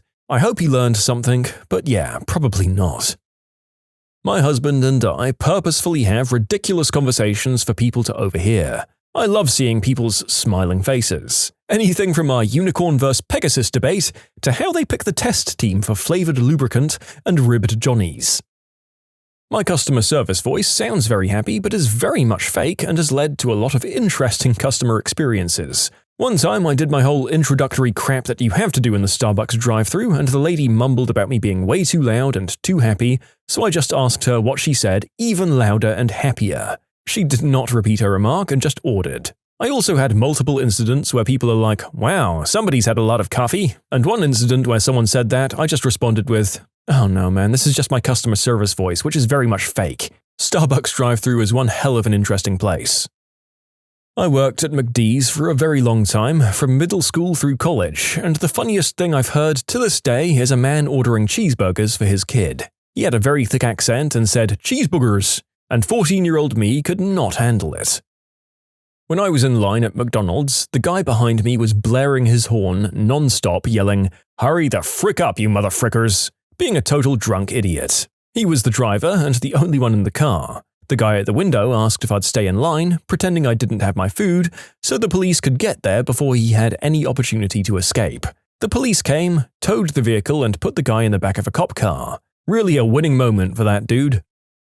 Customer here, I'm usually just cussing out the driver in front of me for not pulling up closer to the car in front of them. Yeah, that's right, Karen, you definitely need 3 car lengths between you and the next car. That's okay, because I clearly have all fricking day, and so does everyone else who's behind me, and we'd like to order. Who knew I was going to eat at the same McDonald's as the frickin' queen of the universe? I'm so honored. Please put your goddamn phones down and roll on through. Other people are hangry and would also like to get some food. This has been a public service announcement from an internet person who'd like everyone to tighten their crap up. I used to work at Starbucks, and some mum was yelling at her kid who I thought must have been a teenager because of her voice and all the cussing. She pulls up and her kid is like 6 years old, calling her mum a B-word, a C-word, a craphead, all of that. I heard everything. My mum and I drove to a Steak and Shake drive-thru and it was super busy. We didn't have to wait long to get to the speaker to order though. Once we got there, the woman over the speaker said, "Hi, welcome to Steak and Shake." She didn't ask for our order or tell us to wait a bit, just that. We were waiting for at least 15 minutes before my sister and I were super impatient and tired, so we kept saying in a tired voice, "Hi, welcome to Steak and Shake. How may I take your order?" We were tired and thought this was funny, plus we were just hoping if we said it over and over again, soon the person over the speaker would ask for our order. After a few minutes of all of us doing this and laughing, my mum wasn't doing it but she was laughing along, we hear the woman on the other end very angrily ask us, "Are you mocking me?" And all 3 of us just sat there because none of us knew that she could still hear us. Because how the frick do you explain to someone that we were just laughing at ourselves? Since we hesitated and she asked again, I said, "Are you guys mocking me?" This time louder and angrier, my mum and I both said in a very pathetic tone, "No, we were laughing at our own jokes." The lady scoffed at us and didn't say anything else. We felt terrible that she thought we were mocking her when in reality we were just tired and stupid. So we drove off without ordering and got food somewhere else like dogs with their tails in between their legs. Current or former missing persons, what is your story? When I was young, probably about 6 I think, my family went on vacation to Yosemite. We stayed in a small cabin at a campground. I met another kid who was a bit older than me and we went exploring. Apparently, we went a bit too far and eventually ran into a bear cub. We just stood and stared at each other for a few minutes and went our separate ways. When I got back to the cabin, I found out that the park rangers had been looking out for me because my parents had no idea where I was. For some reason, they didn't think my bear story was as cool as I did. My sister once had the entire neighborhood, the police department, and God knows who else out looking for her. It turns out she had crawled behind the sofa and fallen asleep on top of an air conditioning vent for about 5 hours. My mum went inside as the sun started to go down and sat down on the couch to cry. My sister then crawled out from behind the couch and started petting her on the head and asking her what was wrong. I got tired of my dad's constant drunken bullcrap, so I ran away at 15.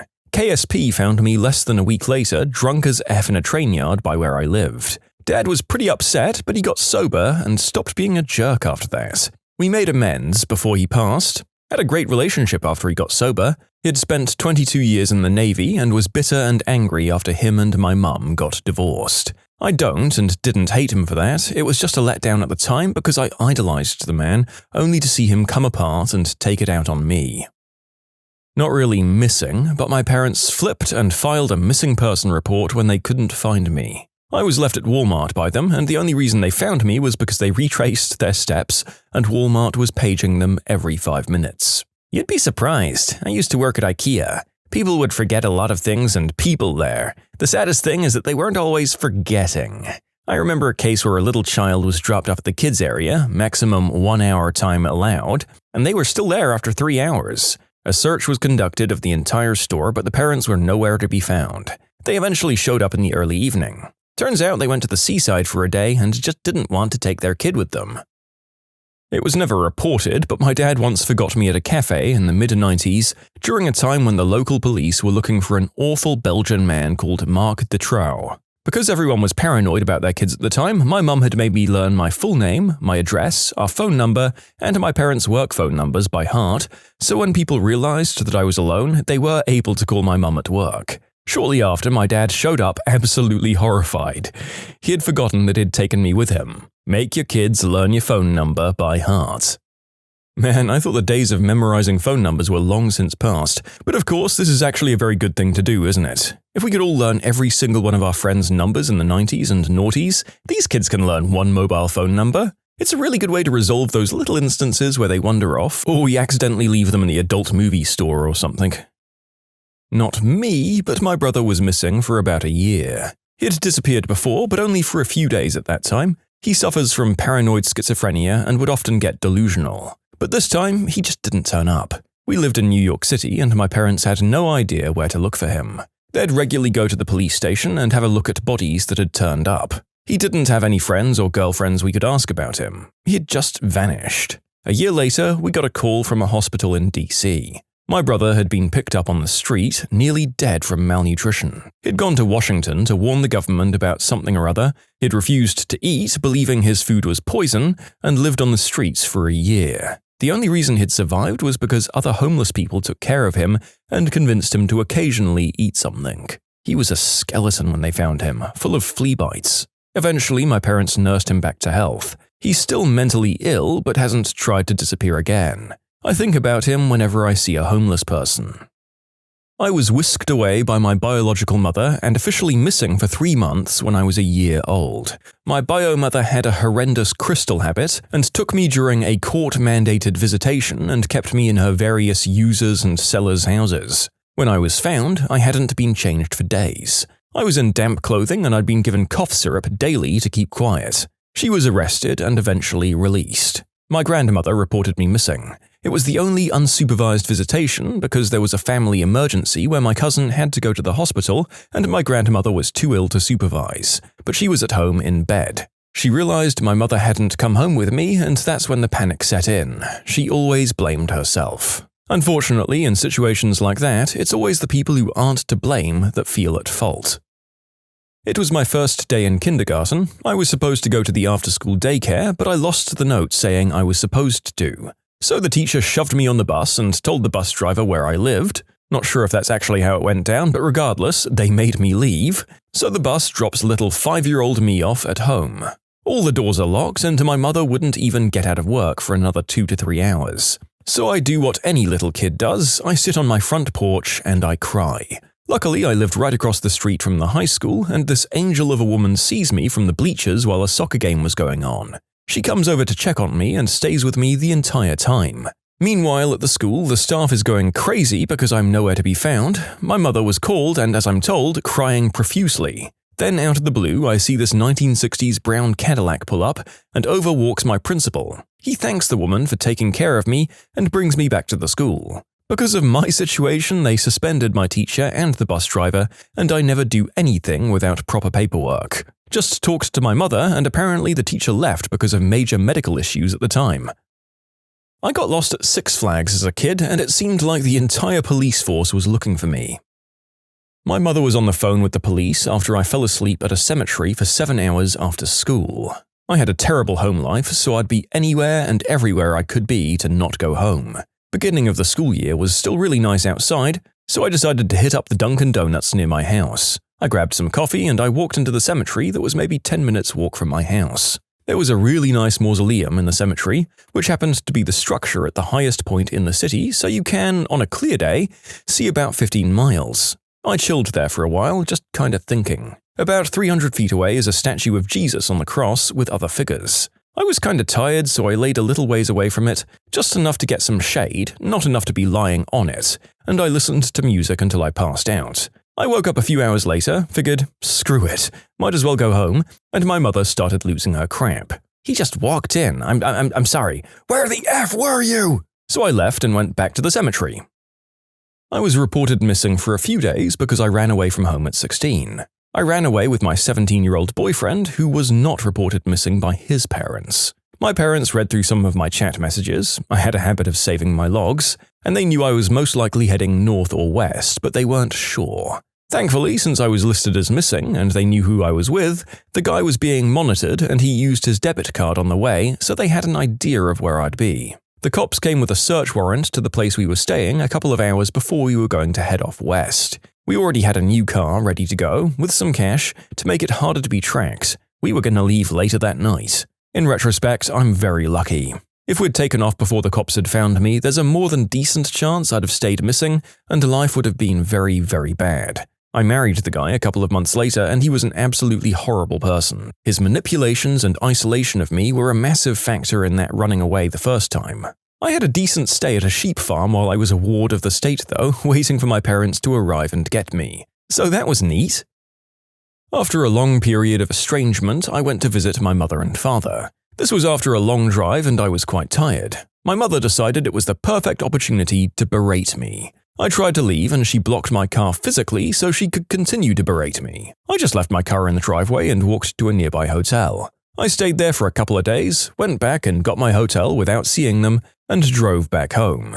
A few years later, I Googled myself as I was up for a job and wanted to make sure there wasn't anything stupid on the internet about me. I found out they'd reported me missing. I called the government and got it removed. I do not recall which government agency I contacted. It was either a sheriff's department or a local police department website, which publicly displayed my photo and my mother's nonsense. And yes, you're right, it does sound weird that I called the government. Considering the extent these events upset me, it makes me happy to laugh about it now. Good on you for asserting your legal adulthood and autonomy in their faces, and just defying them on both those things without violence or getting your hands any more dirty than you had to. They clearly didn't understand that they'd mistreated you in any way, and were incapable of respecting your independence. You gave them a shot, and they failed. You can hold your head high after that. I've been missing for about 5 years now. It really gives you a new perspective on how many missing people, particularly adults, either just don't want to be found or simply haven't contacted the particular people who filed the report. The people who know where I am and what happened are the people I want to know that information. For a while, I was homeless and met several others who were also in the database or on the Charlie Project. Circumstances take you to places you never thought you'd go. It's not always as simple as being snatched off the street, and the ones who reported me didn't get anywhere by doing so. My trail went to a website of 150,000 plus other missing adults, and just hangs out there perpetually cold. I'm fine with that. I have really strict parents, and they absolutely did not want me to have a boyfriend. Instead of doing what they wanted, I went and got a boyfriend behind their backs, and would routinely sneak out to hang with him. One night he dropped me off at home, and my mum saw us kiss. She flipped out and started smacking the heck out of me, and threatened to kill me. So, when everyone went to sleep, I packed all of my stuff in the middle of the night and left. I walked to my boyfriend's house, clear on the other side of town, and stayed with him. Woke up to multiple threats from my parents about how they were going to charge him with kidnapping, or with being some sort of prevert. He was 20 at the time. I stayed there until they filed a missing persons report, and the police came and took me home. I ended up dating him for 2 years anyway. Haha. You can submit your own stories to be featured here on the channel. The story submission link is in the description below. And if you want to listen to some vibey music in the background, check out easymode, also linked below, and subscribe. I was 9 and sometimes I'd walk home after school. Sometimes my mum would come pick me up. One day I was invited to go to my friend's house down the block to work on a school project, and I called home from the school phone to see if that was okay. The line was busy, so I kept calling for nearly half an hour and couldn't get through. I started walking towards my friend's house on the same route I'd normally walk home, hoping my mum would pass me. I was also thinking maybe I'd mixed up the days because my mum hadn't come to get me. I told the office workers I was going to walk to my friend's house and to let my mum know I'd been calling since school got out. It took me about 15 minutes to walk to my friend's, and then I started calling my mum again. For the next hour, the line kept going to a busy signal. I was getting really worried by that point, so I left, and on the way home a family friend saw me and said my mum had reported that I was missing. In the 15 minutes it had taken me to get to my friend's house, she had finally got off the phone with whoever she was talking to, driven to the school, hadn't seen me, waited a few minutes, then drove home and started calling the cops, my dad, and anyone else she could think of to help look for me. It never occurred to her to ask any of the school staff if they'd seen me, or to get off the phone for a few minutes in case I or anybody else was trying to call. The police even scolded her for tying up the line after they told her to keep it clear. I was missing for about 2 days. My family didn't notice, but the school did. I was 300 miles away drinking my life away at the beach toe. Went there on a Sunday morning and told my dad I was going to stay with my friend this week. I got on a train and rode for about 3 hours and rented a hotel for those 2 nights. Got drunk every day and made some friends. When I got back to school on Wednesday, people were so happy that I was alive. It was only 2 days. Someone started a rumor that I was kidnapped. When I was 7 years old, everyone in my family got the flu pretty bad. My 2 younger sisters and I all shared a room adjacent to my parents', and my baby brother was sleeping in my parents' bed. Well, because of the illness, my 2 younger sisters were also sleeping in my parents' bed. At around 1:30 in the morning, I woke up and realized I was the only person sleeping in my room. Not wanting to be alone, I crawled into my parents' room and saw everyone cuddled on the bed. Feeling incredibly jealous, I turned to go back to my room, but had a light bulb moment and figured out another solution. I bundled down to the bottom of the covers at the foot of the bed, completely covered. Around 2:15 a.m., my mum woke up to check on me, as mothers do sometimes, and I wasn't there. Unusual. She checks for me in her bed. Husband and 3 visible children. She goes downstairs and checks to see if I'm sleeping on the sofa or in one of the 2 guest bedrooms. We have one door in our house that's tricky and will sometimes swing open of its own accord. That door was open. She checks both bathrooms and there's still no sign. At around 2:30 she woke up my father. It was early February and therefore quite cold out. My parents walked around outside and they saw my footprints all around the house. However, I'd been outside earlier that day and it hadn't snowed in a few weeks. My parents were afraid I'd become delirious and wandered outside in the cold or worse. So after some heated discussion, they first called the cops, and then our babysitters to watch the rest of the kids. In about 10 minutes, the entire police force of our tiny town was in our living room.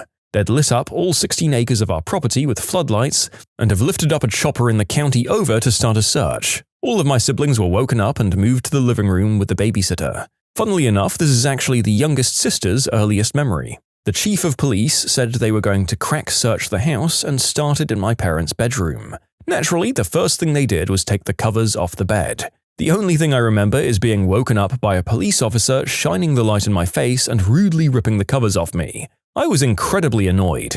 Naturally, my parents were incredibly apologetic, but the officers were very good-natured and said not to worry about it, and that this was definitely the preferred outcome. About 5 months later, my father and I went to the local fire hall's annual fundraiser and performed a few songs that my dad had me learn specifically for this occasion. And he told the story of what happened to me that night, thanking the first responders for their quick action and good attitude. I think we donated some money, but honestly, I have no idea. I was pretty embarrassed because everyone was picking on me, but flattered enough by the fact that I got to sing for all of the adults that I didn't mind. That's probably the fastest way I've spent your hard-earned tax dollars. You're welcome. Not that interesting, but I was 14 and decided to walk to my then-boyfriend's house, which was an hour away walking, but I thought I could do it since it was still in the same city. Anyway, I sneak out the front door while everyone's asleep, and I almost got kidnapped. Some guy pulled up in his car on the side of the street where I was walking. There was no sidewalk, so I was in the shoulder and I made the ugliest double chin face I could make and picked up a rock to try and make myself look super ugly so I wouldn't get kidnapped. And I just stood there with my double chins until he finally drove off. I kept walking. It's maybe 25 minutes later and I've now found myself passing nightclubs and so many people outside drunk and in short, revealing clothes. That's when I got scared and went up to 2 policemen I saw on the corner. I told them I needed a ride home, and they asked for my info. I gave them my address and name. They looked me up on their computer and found out there was a missing person report out on me. When they dropped me off in front of my door, my mum was up, my sister, my aunt and uncle and cousins were all there. It was the most embarrassing moment of my life, and I never snuck out again. I mean, regardless of whether that person actually wanted to kidnap you, I feel like that's the sort of experience that scares someone off future such acts of rebellion on your part. He might have also thought you were a crazy person with those faces. At 14, I would have thought you'd just run or jump fences or something. I had a manic episode and went on a spontaneous trip and blocked everyone's numbers. Don't ask me why, I was manic. I now know that I have bipolar disorder and generalized anxiety disorder, and I've gotten help. So this is kind of a wild story. I was pretty young when it all happened, so I know this from hearing it from family members. My grandmother lives 6 hours or something away like that from my family. Growing up, she'd rarely come to visit us at our house. Instead, my parents, brother and I would go to our cabin in the mountains and meet her there, as it was a midpoint between both our houses. Now, my grandma went a little bit crazy after her husband died, a few years before I was born. Around this time, it was becoming more and more obvious that there was something just a little off with her. She had some very strange beliefs and started to become a bit forgetful. One day, we were all at the cabin. I was around 4 and my brother was around 5 at the time. That day, I guess my dad decided to go fishing without us all. My grandma was watching my brother and I, and my mum decided to take a nap. She woke up and the cabin was empty. There was no sign of my brother, grandma, or me. My dad got back shortly after, and he hadn't heard anything from my grandmother either. So my parents had no clue where we were. I'm not sure how much time passed, but my parents were obviously freaking out. I think they phoned the police and were getting ready to make the missing persons report when an unfamiliar vehicle pulled into the driveway. Out pops me, my brother, and my grandmother, and some random guy. Basically, what had happened was my grandmother decided to take my brother and I for a walk in the woods without saying anything to my parents. Her being the forgetful old woman she is, she got lost. Eventually, she found the highway and thought it would be safe for her, a frail 80-year-old woman, and two young children to hitchhike on the highway in the middle of the mountains, basically no man's land minus a ski resort here and there. We were just lucky that the guy who found us was super nice.